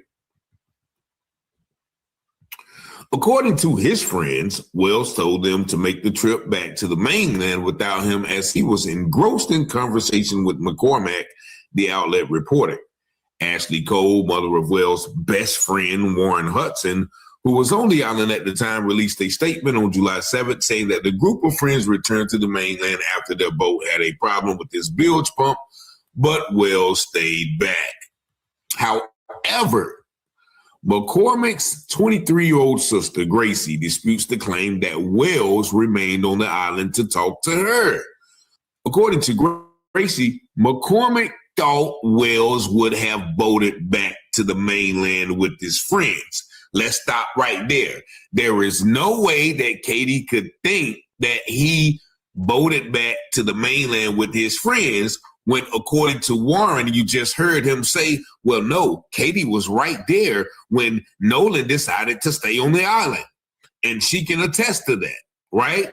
Those two things cannot be true because there's no way that Katie can think Wells would have boated when Warren clearly said Nolan made the decision to stay on the island in front of her. But let's continue. Katie had a conversation and assumed Nolan was getting ready to get on that boat he came out on. Katie assumed the friends telling him to get on the boat wouldn't have left them, she added. McCormick, who hails from a few towns of Ocean Springs where Wells lived, was on the island with a different group of friends and was eventually taken home by her brother Tony and his fiancee Eva Griddle, Gracie said. And they're throwing out some names here. We have given all the answers we can give to his mom and authorities, the sister added. There has been no suggestion of wrongdoing on McCormick's part. Although McCormick has not spoken publicly since Wells disappeared and was later found dead, she replied to a social media post defending her. The publication reported, "What's understood don't need what's understood don't have to be said. I love y'all. Just pray for his family and his friends," McCormick wrote. "I'm good. All I can do is pray for healing over them. That is a terrible situation, all in all. However, the conflicting accounts between people who are on the island interacting with Wells have sparked concern for the grieving family who had hired civil rights Ben Crump to investigate. She said he went and got on the boat. They said he didn't get on the boat. So which is it?" And I concur with Ben Crump. Because this guy is so evident that she can witness to that. But she said, no, I didn't see him say that. I thought he was going with y'all, which is everybody in on the confusion because Katie McCormick has been kind of silent, and her response to the post, I have to admit, we say that term, meaning melanated people. What's understood don't have to be said. Now, of course, maybe she heard that from somebody, but is she the type of white girl that, tries to, be down with the brothers, And once again, there's also this alleged photo of Nolan on her boat. So is everybody in this whole town connected, and Nolan was just the sacrifice of that day? Now, there were certain cultures in, South America and other cultures where they would raise a child up. They would raise the child up, treat them good, make them like a king of the province. But everybody knew, like when they turned a certain age, that they would be sacrificed. Like look that up. That was, a thing in certain cultures. And that's why we have to look at some of these child stars and, Jimi Hendrix and Amy Winehouse and all those people who just turn up deceased. Like that is a thing y'all can look up. So maybe this cult type atmosphere in the Gulfport does that. Like you said, things like this happen all the time on Horns Island in one interview. But this is a story, once again, that has everybody right stuck at that middle point. So even if Nolan decided to stay on the island still, how did he end up drowning? Even if he got on the boat with those boys, how did he end up back at the island drowned? So all of these things are very suspicious, to say the least, and, dumbfounding at best. So this is proven. This girl's sister came out, was like, nah, they basically lying. In that New York article, once again, the pals, the pals were panicking, and they were just trying to get home safe. But the tragic teen, like tragic, what? Why is he tragic? Whoever did something like this to him is tragic and horrible, first of all. But we have to be, once again, careful when we are in these white societies. Once again, it's a known fact that the interaction with white women throughout history in this country has been tragic for Black men. So once again, if you like it, I love it. I had a brother come argue me down because I pointed out the fact that some brothers who are married to white women defend white supremacy. And my wife got offended for that. I would get into the conversation, but I mean, it is what it is. Truth don't have to be validated by your emotions, as Dick Gregory would say. But, this whole thing is, once again, smells.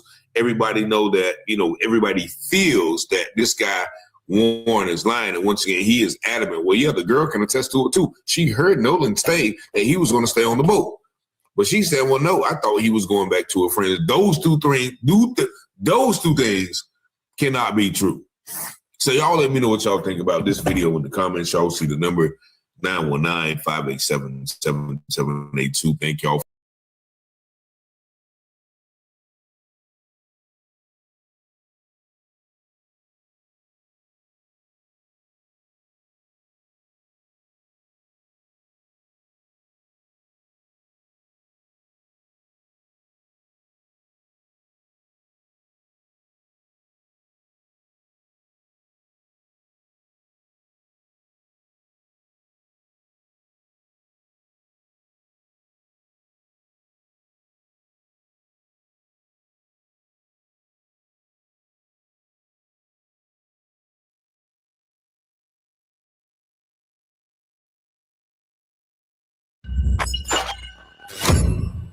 Willie D Live. What's up, family? Well, what do we have here? Another Nolan Wells friend talking. The more they talk, the more we realize that something just ain't right. Yeah, fam, something ain't right about Nolan Wells' friends. I mean, we knew something wasn't right out of the gate, right? When Nolan allegedly went missing and they all just went home and went to bed and they got called out and they got rid of their socials. They went dark. They wouldn't talk to anybody. Didn't call the mother to offer an explanation, condolences, didn't go to the funeral, kept his phone, kept his keys. Sound like friends to y'all? Ooh, man, if that's what you define as friends these days, I don't want any friends. I do not need any friends. I can do bad all by myself. My mama used to say that all the time. I can do bad all by myself. Who is this guy on the screen? That is Trayston Shepard. Trayston recently went on Officer Tatum's show.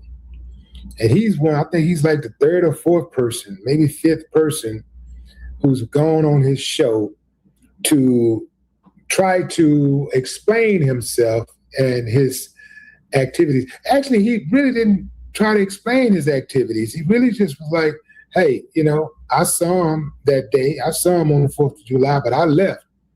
So why are you talking?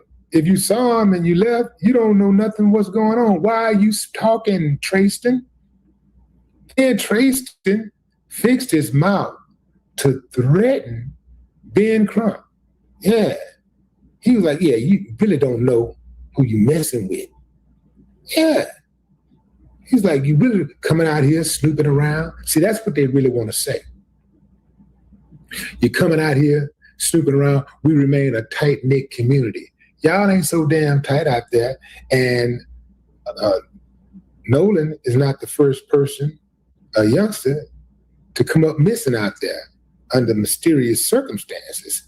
Yeah, man, I know you. I've been watching y'all. I've been watching y'all out there in Ocean Springs. Y'all ain't so close after all, it looks like. See, what happens is in these little small towns where they run everything and they got everybody spooked, people are scared to speak out. The people who are running it, they get offended when outsiders come in and start trying to point out their wrongs, because in their minds, you messing with their money, you messing with their peace. You know what I'm saying? That's what you're doing. And they don't like that.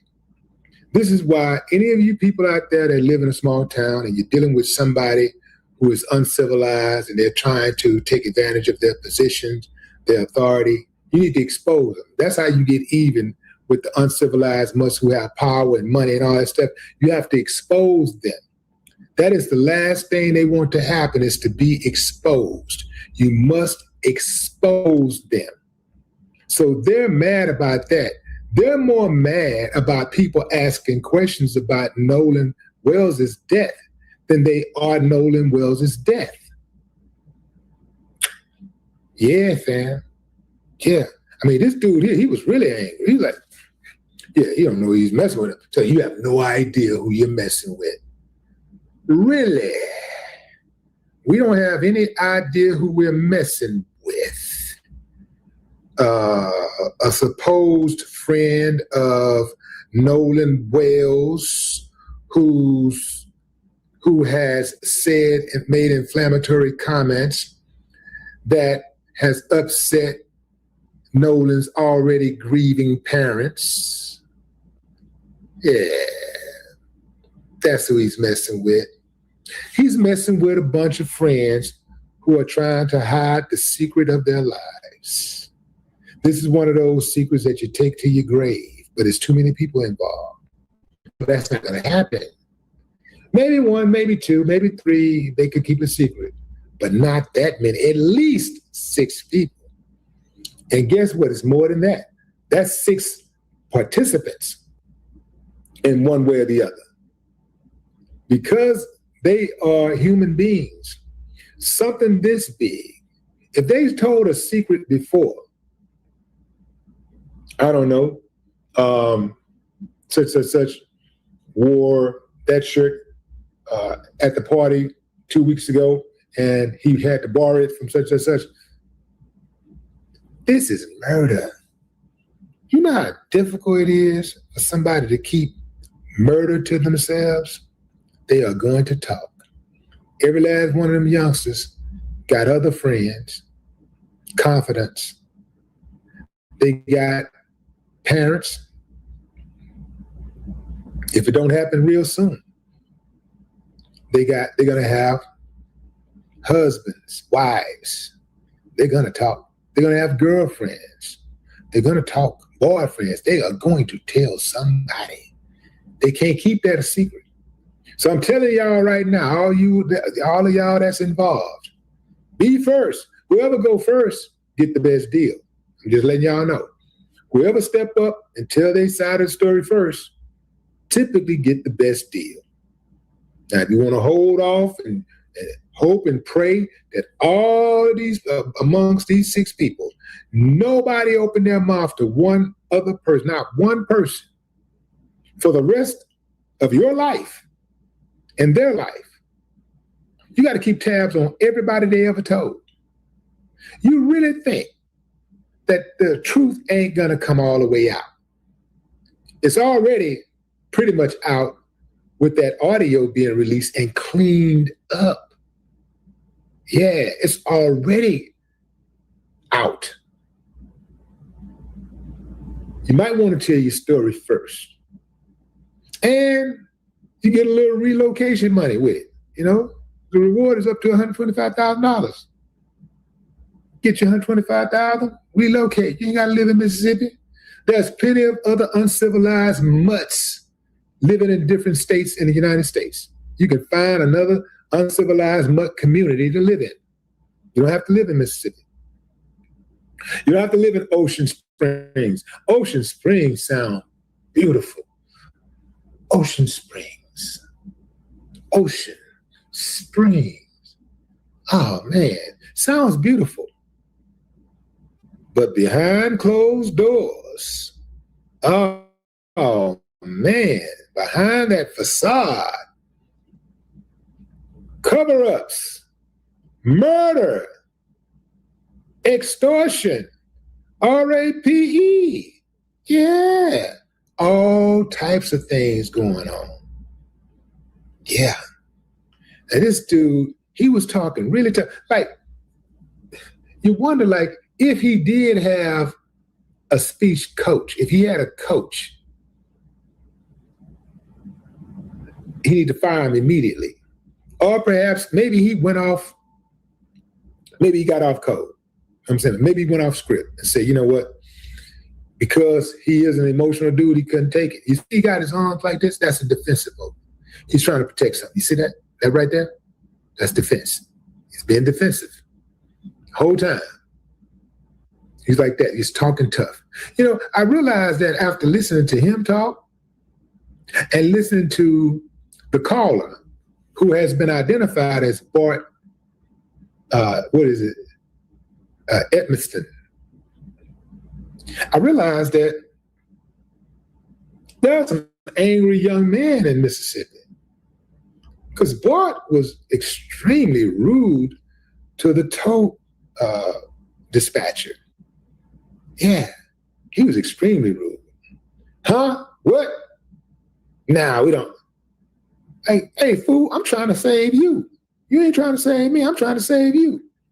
But it looks like Bart didn't really need to be saved. Maybe Bart was just trying to buy some time or something. Or maybe he just kind of panicked because of everything else was going on. He thought that was going on, and he didn't think he could get out of that. So he did call. I do believe that he initially made that call because they were in distress. Perhaps he thought the ship was going down, and Buddy jumped into the water and fixed it some type of way. But yeah, fam, this is bad. This is bad. And now he's threatening civil rights activists. Tristan, you ain't hard, boy. You ain't hard like that. You ain't like that.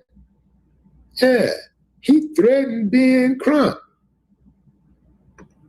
How you gonna threaten the dude that's trying to help your best friend's mother and father get justice for him? Why would you threaten that guy? Okay, you don't like the fact that he's prying and he's upsetting your little nice, close-knit community. Y'all ain't that damn close. One of y'all, all of y'all, or most of y'all, some of y'all killed Nolan. You ain't that damn close. Not only did you kill him, you're concealing the evidence. Yeah, you ain't that damn close. I'm not buying it. Smash the gas, fam. When they come for me, boy, I smash the gas. If I'm being Crump, I'm smashing the gas. Yeah, threaten me if you want. I'm going to smash the gas. I'm going to go in even harder, and I'm coming to look for you. Yeah, I ain't going to be no sitting duck. Better not let me find out where you at. I'll come get you, for real. But what say you, fam? Drop a comment. I'd love to hear your thoughts.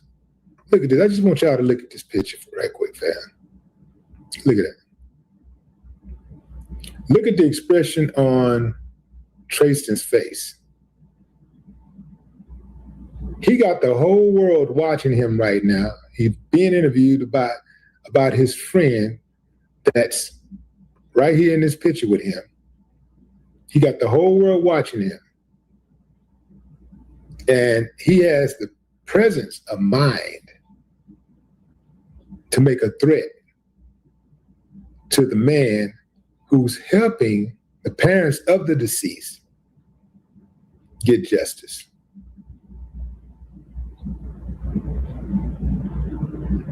Tristan, you one big old fool. Capital F. No more talk.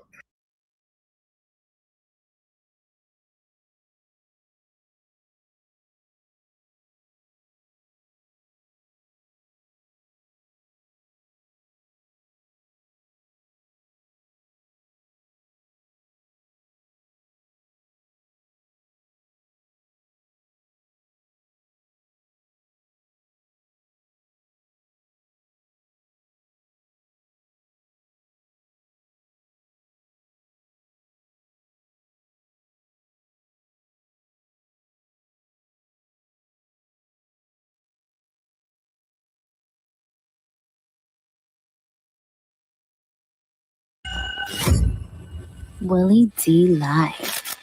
What's up, family? Let's talk about some uncivilized mutts.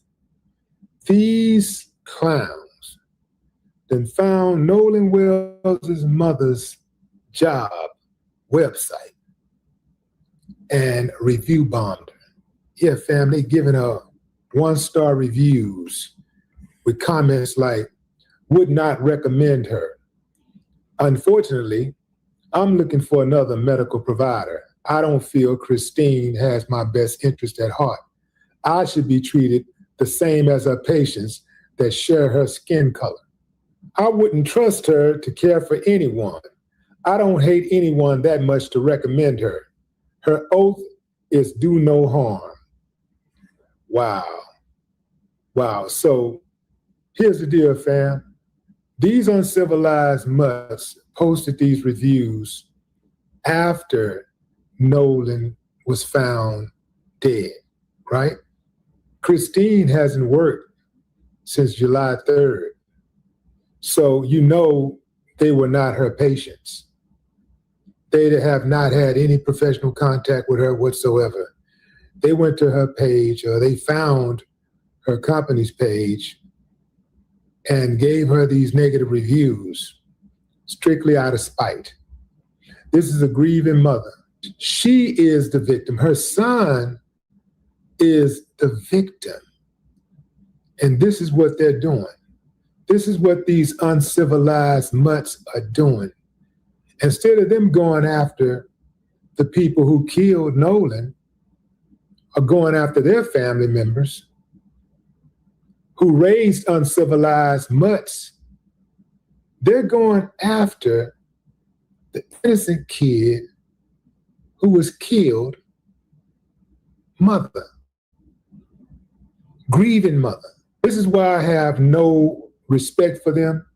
This is why I have no empathy for them whatsoever. This is why I say when you're dealing with them, family, you got to turn off whatever that is in you that make you compassionate, empathetic, whatever. You got to just cut off that humanity part of you. In fact, keep it on and do what you do for the sake of humanity. Because these uncivilized mutts need to be brought to heel. We wonder how police officers can pull up on a recreation center where they got a call for a kid playing with a gun, which the caller said, I think it may be a fake gun. They didn't even test it. They just pulled up and opened fire within seconds.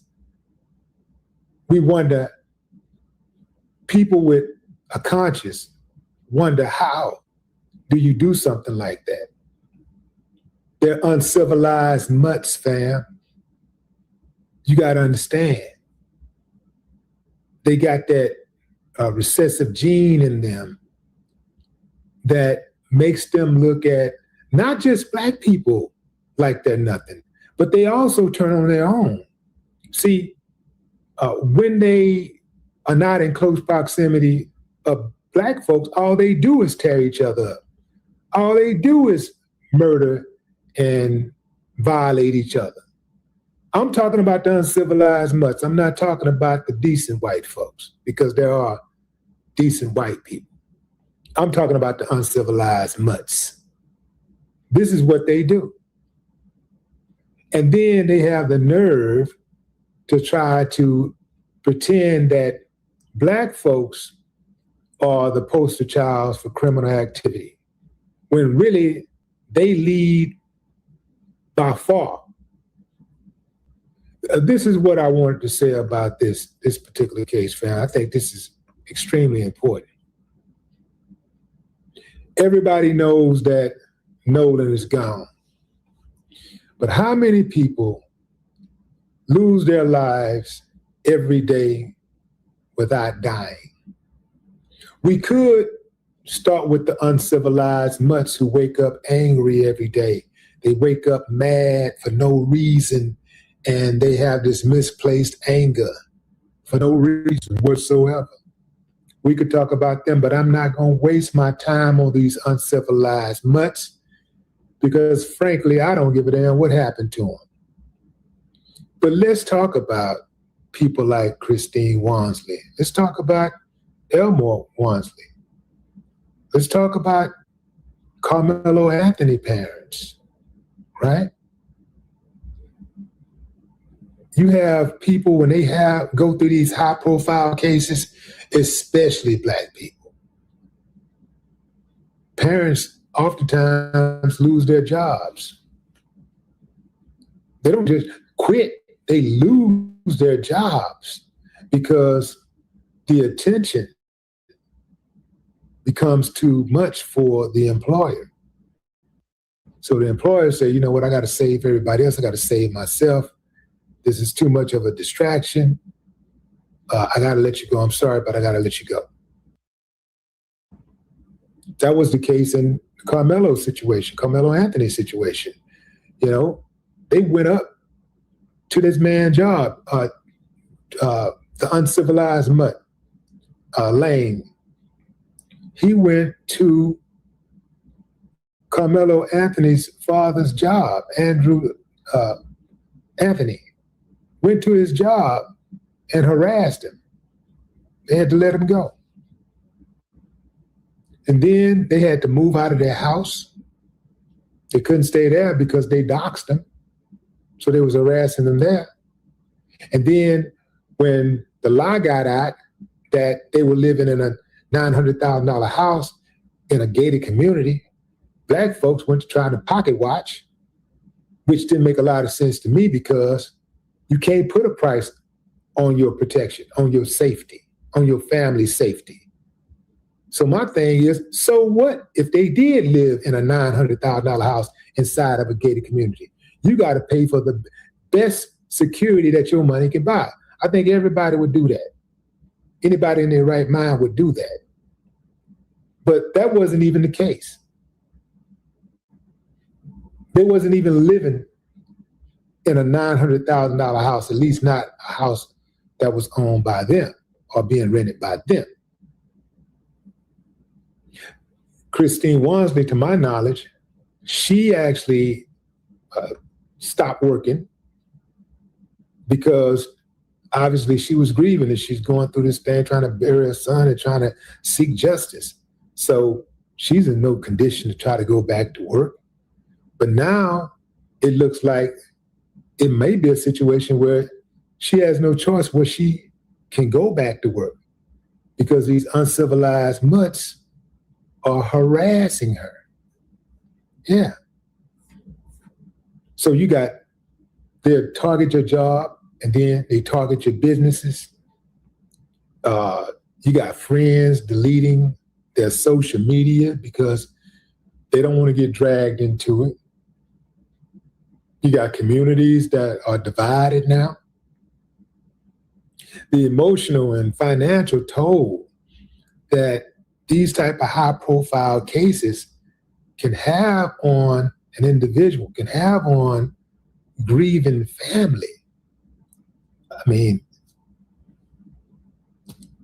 it's immeasurable. So oftentimes you'll hear when people go through stuff like this, especially the loss of a child, they will say things like they feel dead inside. They don't want to live. A lot of times the blame game happens. I don't know if that's the case in any one of these situations that I just mentioned, but oftentimes you have the blame game. You know, the mother is getting at the daddy because maybe the daddy didn't pick the son up when he was supposed to, or allowed him to go to a party or something like that. Or the father is upset with the mother because she allowed him to go to a party, or she allowed him to have certain kinds of friends and whatever, and he wanted to. See what I'm saying, fam? All of this type of stuff happens in these high-profile cases when, you know, you have a situation where either a family member is a victim or suspected of committing a crime. And then when it comes to black folks, it don't matter what side you land on. The uncivilized mutts are not just coming for you, they coming for your family. They're coming for your innocent family members. They're coming for everybody. Anything you love, they're coming for your jobs. They're coming for your friends. They're coming for your business. They're going to do anything they can to harm you because they're uncivilized. And they don't see you even as a real person. All they see is that you upset the status quo. You out here trying to put white folks in jail. Can't have that. You disturbing the peace.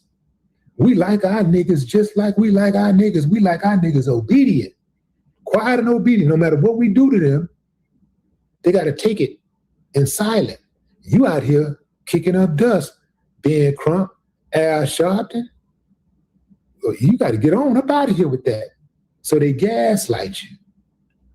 And they try to say you're the problem because you're seeking justice. It's like when you call out corruption, when you call out racism, they try to turn it around and call you a racist for calling out the racism. Don't let them trick you out of your position, because they can't get me with none of that. I know them too well. I studied them. I know them. I know them. I know these uncivilized much better than they know themselves. And one thing that I do know more than anything is that they're cowards. The only reason why a lot of them do what they do is because they think, or they're banking on law enforcement covering for them. They're banking on law enforcement having their back, giving them a slap on the wrist, if they're punished at all. Sometimes I hear people say, that's why you gotta take the law in your own hand. Yeah. I wouldn't advocate that. But there are people that are saying it. Say that's the only way you're gonna get some justice. This is cold-blooded, fam. To target a grieving mother, an innocent woman who is experiencing, she's going through the worst time of her life, the loss of a child. And these uncivilized mutts don't give a damn about none of that. They want the uncivilized mutts who's responsible for killing her son to walk. It ain't gonna be that easy. If they do, it ain't gonna be that easy. But what say you, fam? Drop a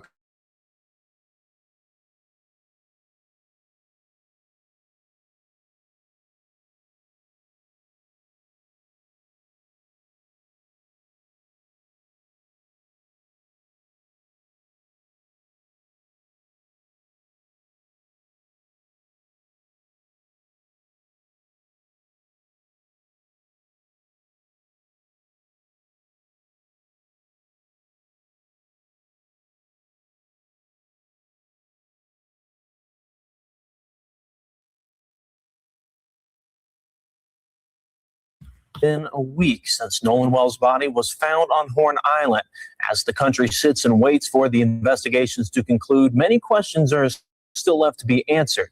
Today, I spoke with Jackson County Sheriff John Ledbetter on where the investigation stands. Speculation continues as to what happened to 18-year-old Nolan Wells over Independence Day weekend. Jackson County Sheriff John Ledbetter met with WLOX to give what updates he could. However, considering this investigation is active, it's ongoing, he wasn't able to confirm much. Ledbetter did confirm that interviews have been conducted with witnesses, and the department has been in contact with other departments and agencies, including the F.B.A. The investigation has benefited from information brought by the community. This recent week, we've got a lot of valuable information that has come from the public. We put out a call to action last week for that information, and it has been very productive for us. Many are preparing for the return of Wells' autopsy. However, toxicology testing is conducted by outside laboratories, and the analysis and review process can take several weeks. A spokesperson for the Mississippi Department of Public Safety states every case is unique and deserves a thorough review. Therefore, cases cannot all be handled the same way or in the same timeline. While theories circle social media, those who are close to Nolan are still waiting for closure. As one friend spoke in an ABC interview, I think everybody needs to let the investigation continue and let the facts be shown. And if the fact shows that somebody harmed Nolan, I hope that there is justice brought. And if it was a tragic accident and somebody did speak up, I still hope justice is brought. The facts is the only thing that's going to overturn that. So that's what I'm just waiting patiently to see before I think anything else. I just know I've lost my best friend. All right. Peace and blessings. Peace and blessings. All praises to the Most High. And we're going to focus on that sheriff that you saw in the interview, John Ledbetter. But I want you to notice one thing when they are playing this video. You see them stop when they are talking about the toxicology report, and they put the photo of the Smirnoff can laying on the ground. Very diabolical. So because they're already running with the narrative that Nolan was just drunk and he drowned, without any other context of how he drowned, how he got in the water, who he was with when he drowned. Nevertheless, people have given, that sheriff the business because immediately he ruled that this was no foul play. Like soon as the body was found, no foul play.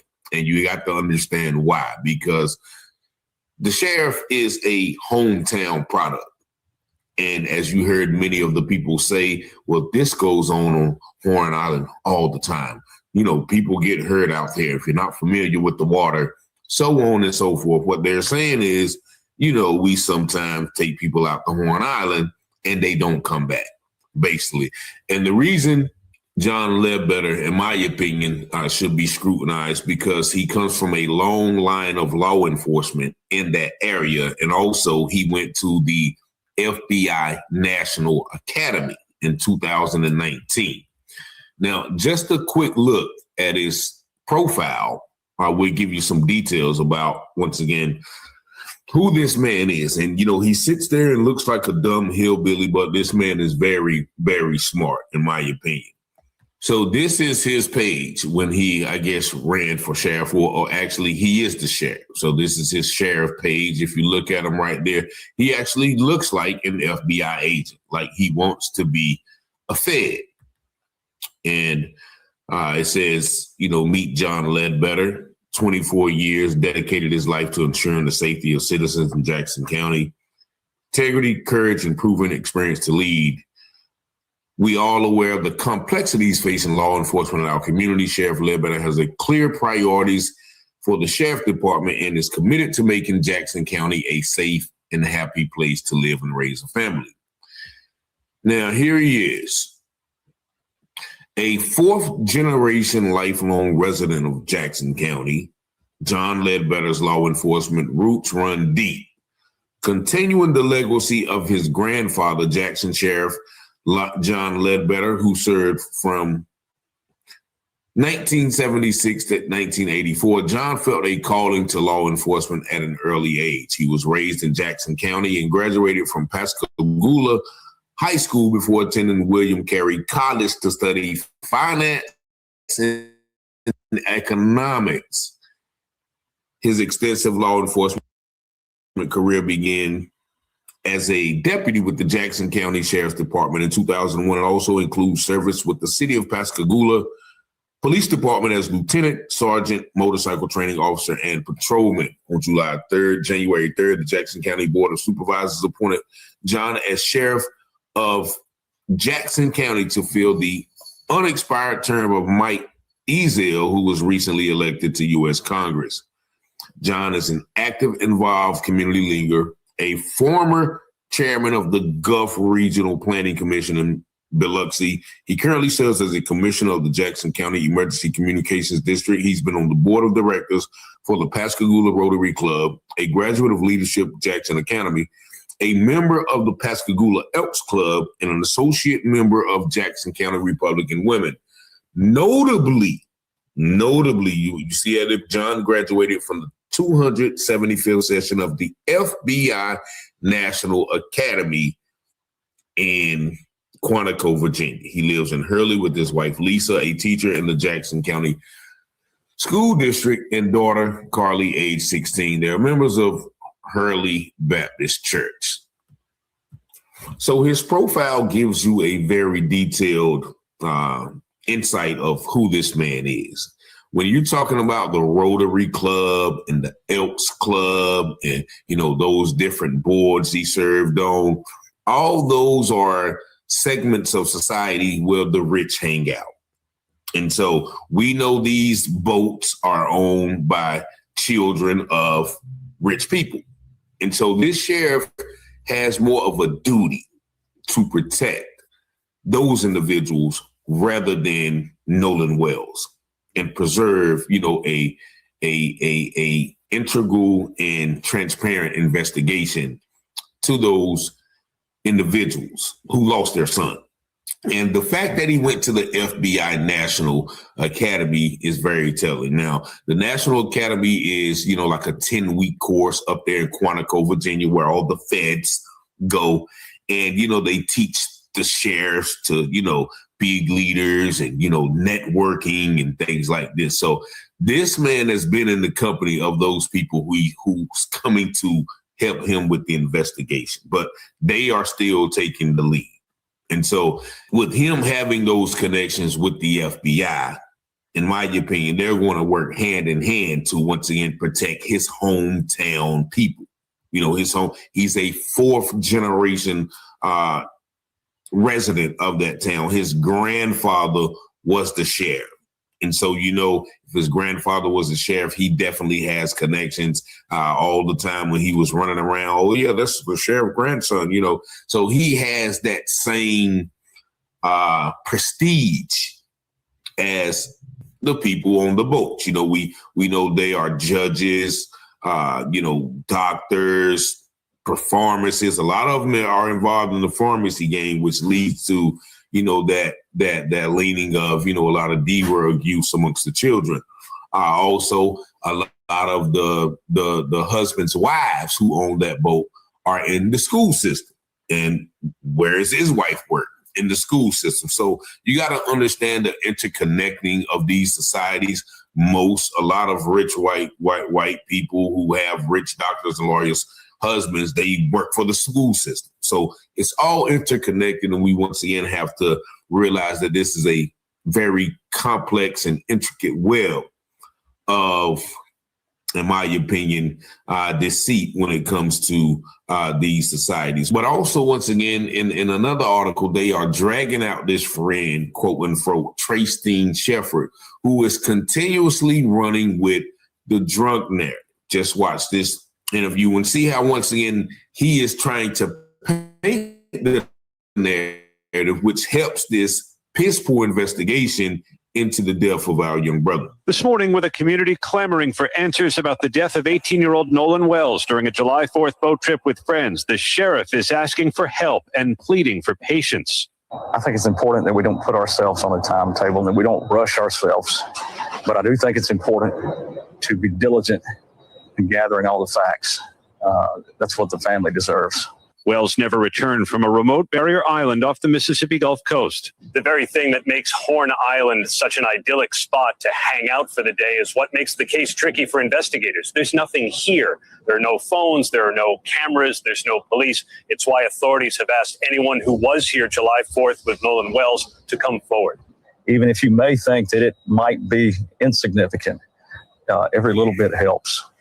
And that may be a bigger contribution than you think to this case. Could be a public tip that breaks it open for you.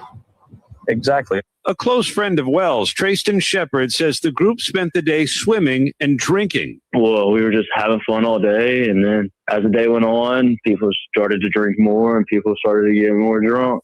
We asked the sheriff whether drinking or drugs played a role in Wells's death. Of course, the rumors are out there, but we don't respond to rumors. We respond to facts. And as investigators attempt to build a full timeline of the teen's movements and whereabouts that weekend, this photo showing Wells at a pool party has been circulating widely online and has been shared by his family's attorney. ABC News confirming it was taken a week before he visited Horn Island.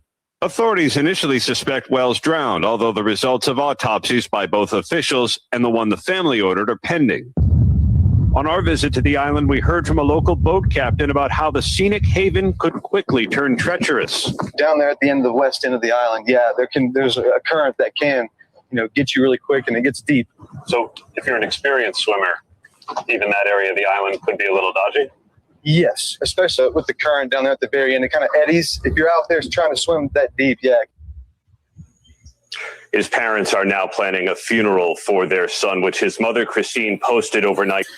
And so once again, you see that friend, where we was drinking and, the more drunk we got, the later on in the day. And then, they asked the sheriff, the drugs, drinking, have an issue. Well, we heard the rumors because he really doesn't say, he don't want to say that there were, because once again, that would put the white kids in jeopardy. So he don't wants to admit that, but they still want to put that on Nolan when he's not here to speak for himself. And then they bring the guy in and say, well, yeah, on the west tip of the island, they said that he specified the west tip.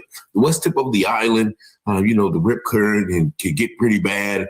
And whether they say Nolan was on the west tip with Katie, just like it was just him and her by themselves. But we all know that is untrue. So once again, you see that how the media is used once again to push a false narrative and to discredit, people who are really searching for the truth. And so, once again, this is an uphill battle that we face when, once again, the media will, as Malcolm said, media will have you thinking that the criminals are the victims and the victims are the criminals.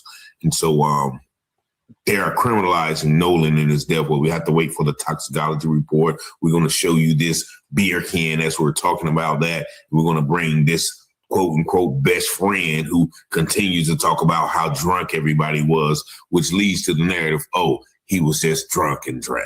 And so we have to be very careful when we're listening to these stories and dissect them with a keen's eye, so to speak. But, as the scripture said, take no part in the works of darkness, rather expose them. For it's a shame to even speak of what they do in secret. And once again, I suspect this sheriff is immediately close-knit to everybody involved, just like that Cito guy knew whose boat it was even before they called. It's that same daggone network. The sheriff knew what happened, before they called. So he instantly said, okay, let's go ahead and play cleanup, cover up, and say it's foul. It's no foul play when he hasn't had one iota of evidence to prove that it wasn't. But y'all let me know what y'all think about this video in the comments. Y'all see the number 919-587-7782. Thank y'all for watching. If you have not subscribed, hit that little subscribe button. It costs you nothing, but it allows this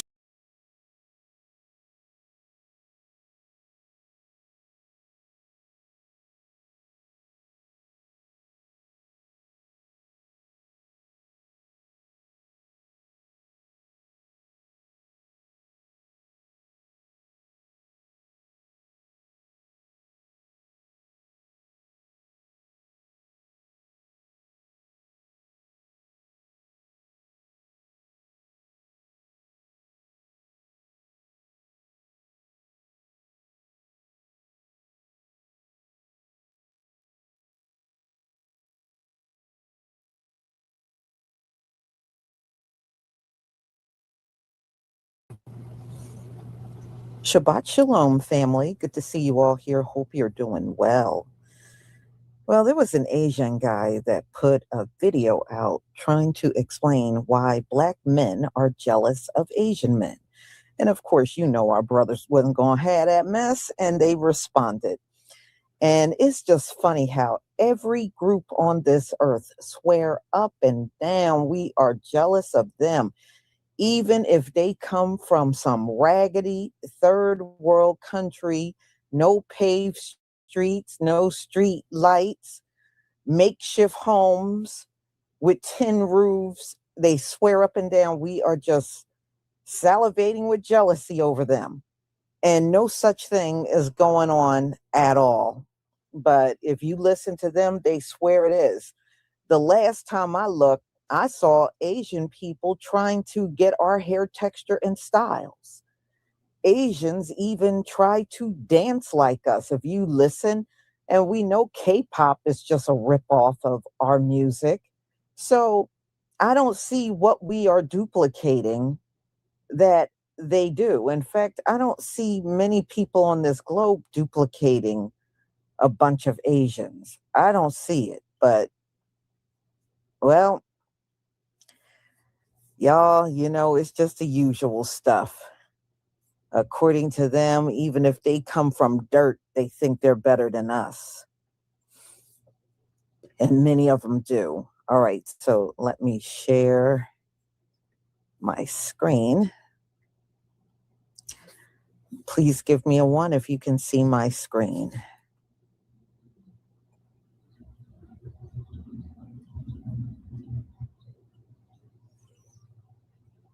Thank you.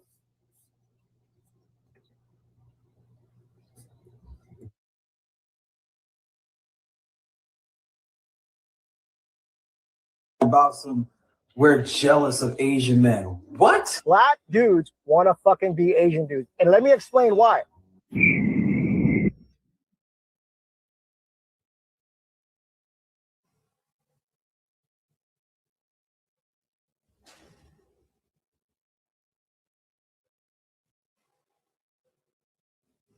Yeah.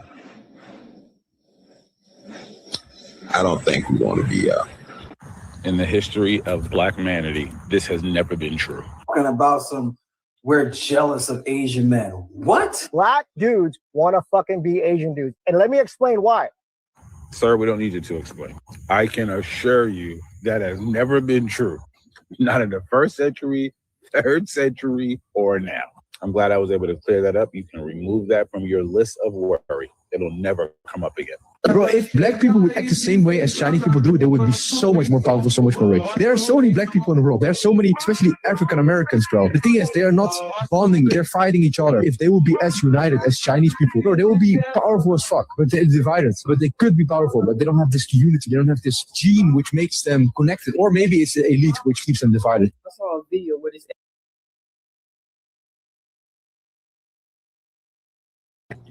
Why would we want to duplicate Asians? I've been thinking about this now since last night when I came across this. Why on earth would our people need to duplicate what Asians do? And according to him, we would be so much further. Are you kidding me? It ain't even getting you further. You can't even get us to walk in your stores anymore. So if you had it like that, wouldn't we still be shopping with you? Somebody, am I in some bad nightmare or something? Oh, these people have lost their damn minds.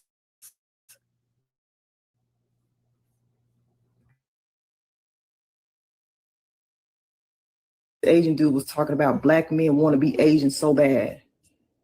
I just want to know who the hell told him that shit, because I ain't never in my life ever heard a black man say that he want to be an Asian dude.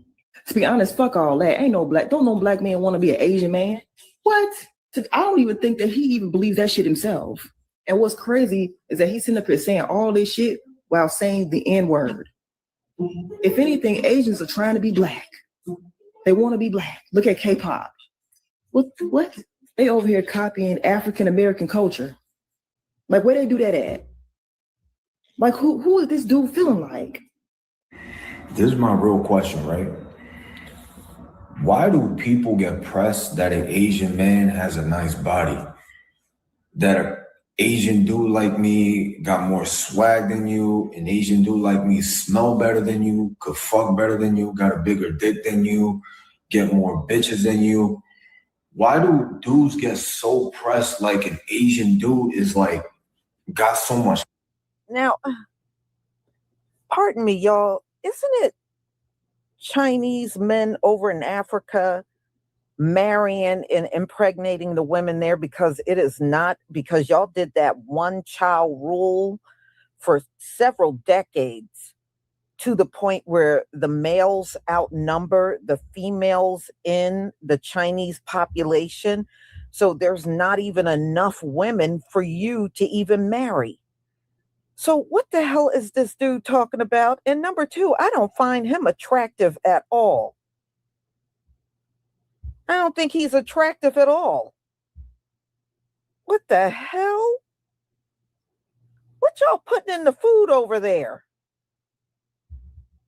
Wow. Trust me, ain't nobody looking at any of you and think you got better bodies than our brothers. Nobody got better bodies than our men. Okay, let's just put that out there. Nobody got better bodies than our men. Okay, and you talking about you got a better body, and you, man, if you don't go somewhere and sit down, if you don't go somewhere, most of y'all can't even get wives anymore. Are you kidding me? You so smart, then you wouldn't have done that one child rule and messed up your population. You ain't that damn smart. Confidence about himself. That's what's weird about society. Like, dudes used to praise other men for having those type of character traits. Now it's like, because an Asian dude has those things, like, people get so tight. They get so upset. Like, they don't like that shit. They don't want to see that shit. But if I was a black dude, people would show love. If I was a white dude, people will show love. If I was a Spanish dude, people will show hella love. You get what I'm saying? But because I'm an Asian dude, people get tight and pressed, and they don't like that shit. They don't like it when an Asian dude, when an Asian homie pulling up with swag and confident. Like, they don't like that shit. Tattoos and shit. Dudes get mad that I don't know if I got better tattoos than you. People say I got better tattoos than you. Dudes get so tight, like, yo, how come he got better tattoos than me? I don't like that shit. Like, and dudes want to clown on you and say, yo, like, color tattoos is not good.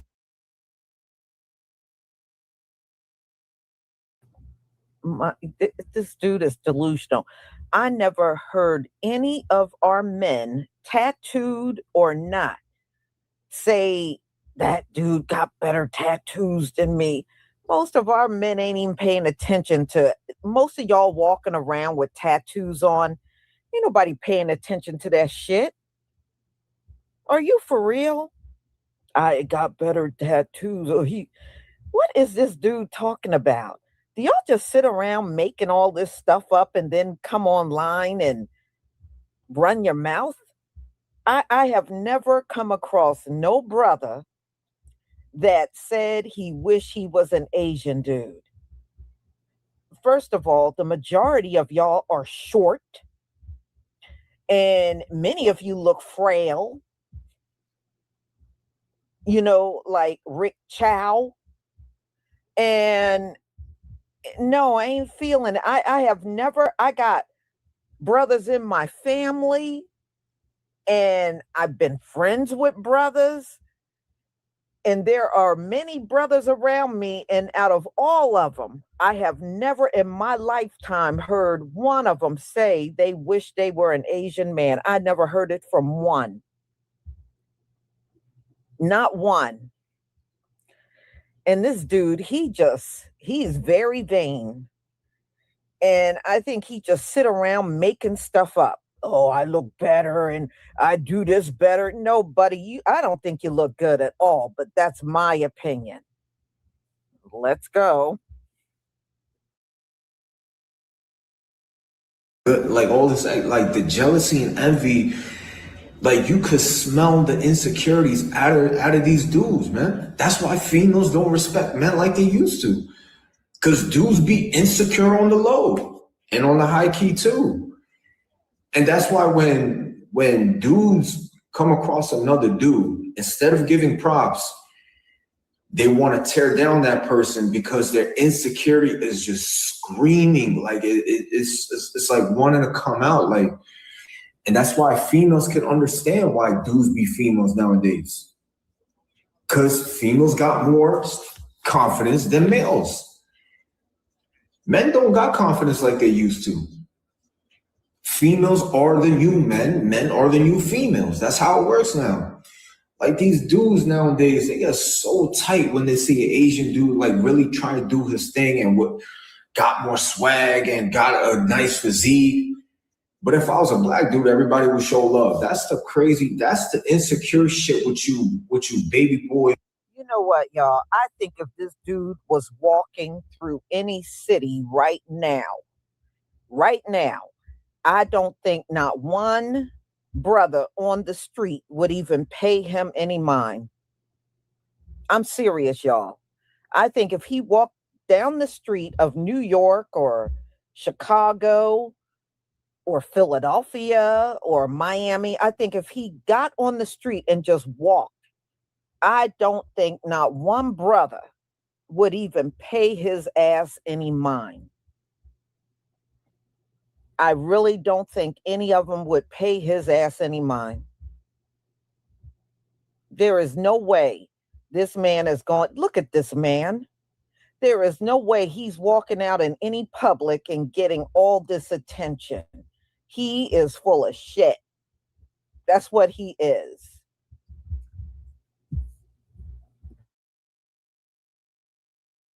Men, man. You weak, insecure men nowadays. That's why females don't respect men like they used to. They want to emasculate you dudes because you dudes be emasculated to begin with, man. So clearly this question is not being asked in good faith. However, considering the video that it came from, it's also likely that the question I answered was not asked in good faith, and this question is merely mirroring that sentiment. As for the original video, okay, so just in case you can't see the question that she's responding to, real question is, why do Black people hate Asian people? Just because they're successful. We are not jealous of Asian people. We're not. We're not. I think the consensus on this planet is we are allegedly jealous of everybody. And most of you people that make these comments, I can reassure you, we ain't even paying attention to any of you. We're not. I've heard this from Latinos. I ain't never in my life been jealous of a Latino. I've heard this from I've heard this from white people, and most of them, the ones that make these accusations, nobody would pay attention to them on any given day.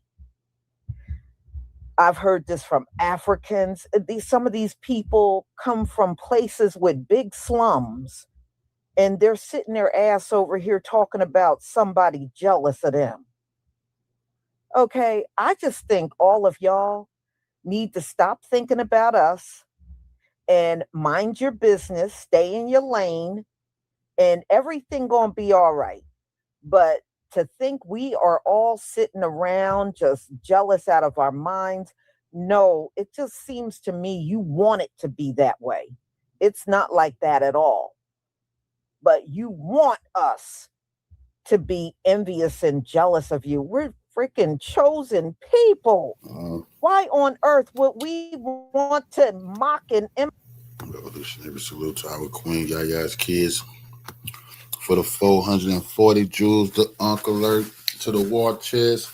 Revolution is way of life. Absolutely appreciate the love and support, Queen. Salute.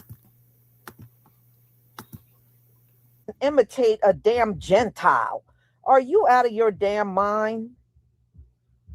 Oh, man. Woo. It must be something in the water, y'all.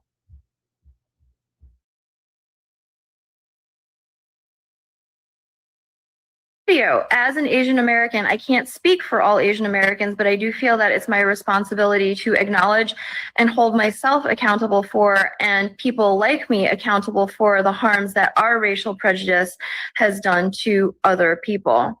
Extending that logic to this question, it is not for me to answer. But I am going to use the opportunity to speak again on the weaponized positionality of Asian Americans and the harm that's done to the Black community, and why I understand the resentment that that may have bred. Again, using the time frame of the 1960s and the civil rights movement and new wave Asian immigration.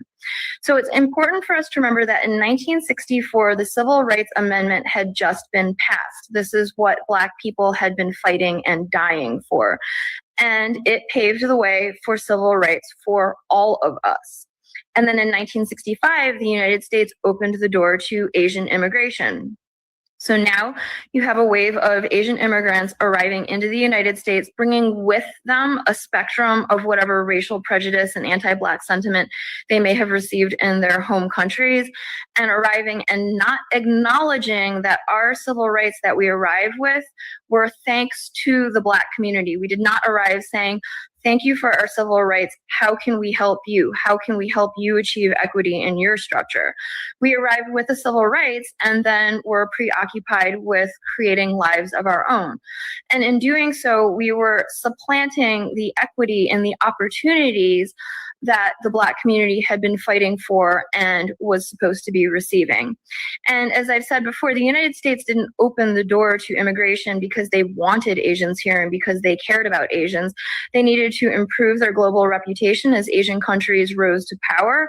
They wanted access to the most educated Asian students, and they wanted a source of cheap labor so that they would not have to pay Black people fair wages. So, and then all of a sudden, too, Asian Americans were opening businesses in the Black communities that Black people wanted to be opening for themselves. So all of these things, coupled with the fact that we are all capable of having racial prejudice, that we all buy into negative stereotypes from the media, that we are all manipulated by disinformation about one another on top of the weaponized positionality, it's understandable why that breeds resentment.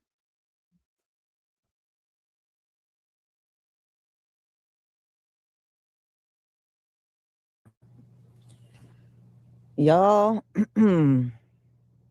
this planet is, wow. This place is crazy. But it is just countless videos out here of these folks swear up and down we are jealous of them. I even heard this crap from them frail light bulb head looking Somalians. Same thing from them. And they're a bunch of scammers talking about we're jealous of them. Where? Wow. I tell you what, the devil is definitely busy because he got these people out here delusional. But you ever notice something, y'all? They never make videos talking about white people are jealous of them or, or Latinos are jealous of them. No, it's just us. It's just us. According to them, we are just fuming with envy over everybody and no such thing is happening. Woo, man, the downfall of the Gentiles, man, please let it happen because I'm sick of these people. I am sick of all of them. Yeah, them little short, frail looking Somalians and them old big receded hairlines and light bulb shaped heads got the nerve to walk around here talking about somebody jealous of them. Not a living soul. Not a living soul is jealous of them. Not a living soul. So, y'all, I'm going to go ahead and conclude. Thank you so much for being here. And I want to thank, I think that's AI Beautiful 71. Okay, I hope I'm saying.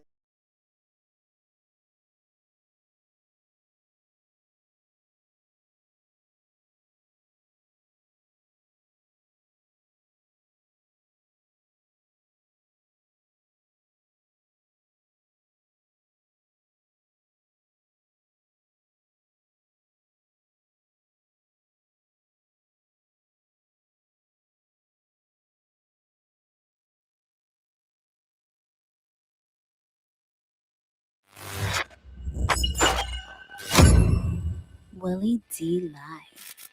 What's up, family? Well, what do we have here? According to WXXV Channel 25, which covers Gulfport, Biloxi, and Pascagoula, Mississippi, the parents of Nolan Wells' friends and local officials should be expecting some lawsuits. Now, why would the good people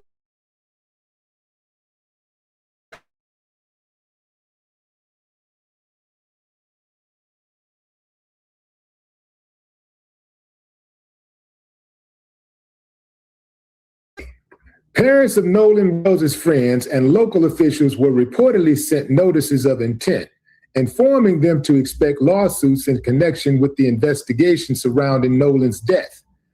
According to their media partner, the Sun Herald, those letters were sent by Ridgeland law firm Carol Bufkin PLLC, who is working alongside civil rights attorney Ben Crump. It is unclear at this time who exactly received these letters, but we do know they instruct recipients to immediately preserve all evidence in their possession in its original form and directs those recipients to suspend any automatic deletion or overwrite functions that could destroy evidence.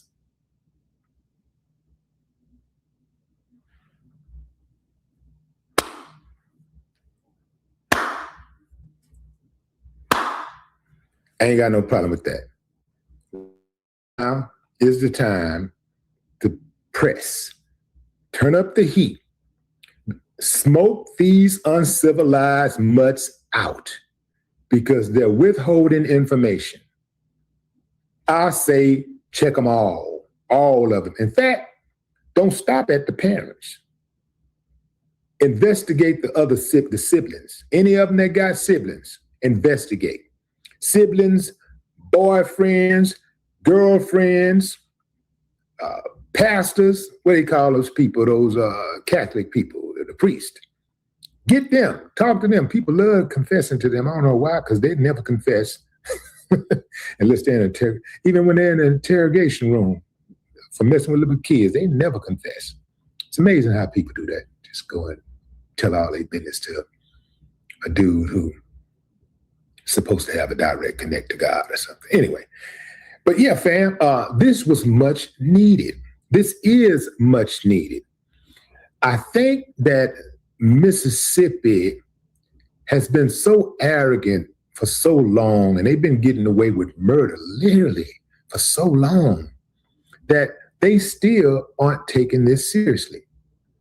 I think that maybe a few of the residents who might not be the hardened generational Mississippi criminal families, they may have a little problem with stomaching this investigation, right? But the rest of them, man, it's so deeply ingrained in their history. I mean, their grandmammas and pappies, their great-grandmammas and great-grandpappies, and so on and so on and so on, passed this way of life down to them, where you can behave like uncivilized mutts and get a slap on the wrist, as long as we don't think you are an absolute danger to the community. You can be a danger to the community and we'll save you, but you can't be an absolute danger to the community. And if you kill Black people, we're not going to really pursue it. That's what we are. This is a situation, this is a systemic issue we have here in Mississippi. Now, those of you who live up top on the East Coast, West Coast, hey, don't act like you're special because you're still in the United States. And they still, last time I checked, was killing people in New York City. The police were still gunning down Black men in New York City, all right, for nothing. Unarmed Black men for nothing. They were still gunning down unarmed Black men in Los Angeles and every other city in California. Last I checked, they were still gunning down Black people in every city in America. So don't be acting like you're special. That's how they get away with murder in your city, because y'all be so unprepared. Y'all be caught off guard. Can't believe that happened here. Yeah, it's America, man. It's America. Everything about America is cut and paste. Everything about America is cut and paste from the schools to the churches, synagogues, the mosque, shopping strips, master plan communities. You ever leave town and you go somewhere and you're like, man, it looked like the same shopping strip? It make you think you ain't drove nowhere. It makes you think that you never left town. It's cut and paste. Same thing with the police department, hospital system, all of it is cut and paste. They try something out in one city, it works, and then they replicate it in every other city. And this killing Black people with impunity cut and paste ain't no different. So they're over there, they're shocked that people have the audacity to tell them to don't delete something and you're going to be investigated, you might be investigated. Now they like, man, what? Because all of the agencies cover for each other. You're not dealing with just one agency. If it was just one agency that was corrupt and everybody, all of the agencies outside of that agency were like, we're going to stand on integrity. We're going to abide by the Constitution. We took an oath to protect the people and all people of Mississippi. It's be different, but it ain't like that. One agency has one rogue person does something wrong. First of all, the people within that agency protects them first. Whether it be their colleague or their supervisors, managers, chief, whatever, they protect them first. If it gets outside of the agency, then they're protected by, the mayor's office. They're protected by the DA, right? If it gets outside of that, then they're protected by any oversight committee. Gets outside of that, they're protected by the F.B.A. The F.B.A. comes in, they protect them. You see what I'm saying, fam? It's one layer after the other of protecting uncivilized mutt behavior. Criminals protecting criminals is what we're dealing with. And that's why it is so hard to get justice when there's a Black person killed who's suspected of being killed by a white person. I keep hearing this, well, how come y'all don't do that when Black people kill Black people? Okay, listen up, super dummy. I feel sorry for your mother and your father because they should have taught you better. They should at least, at the very least, parents ain't got to produce Einsteins, but don't produce a super dummy, right? It's on your mama and your daddy first and foremost.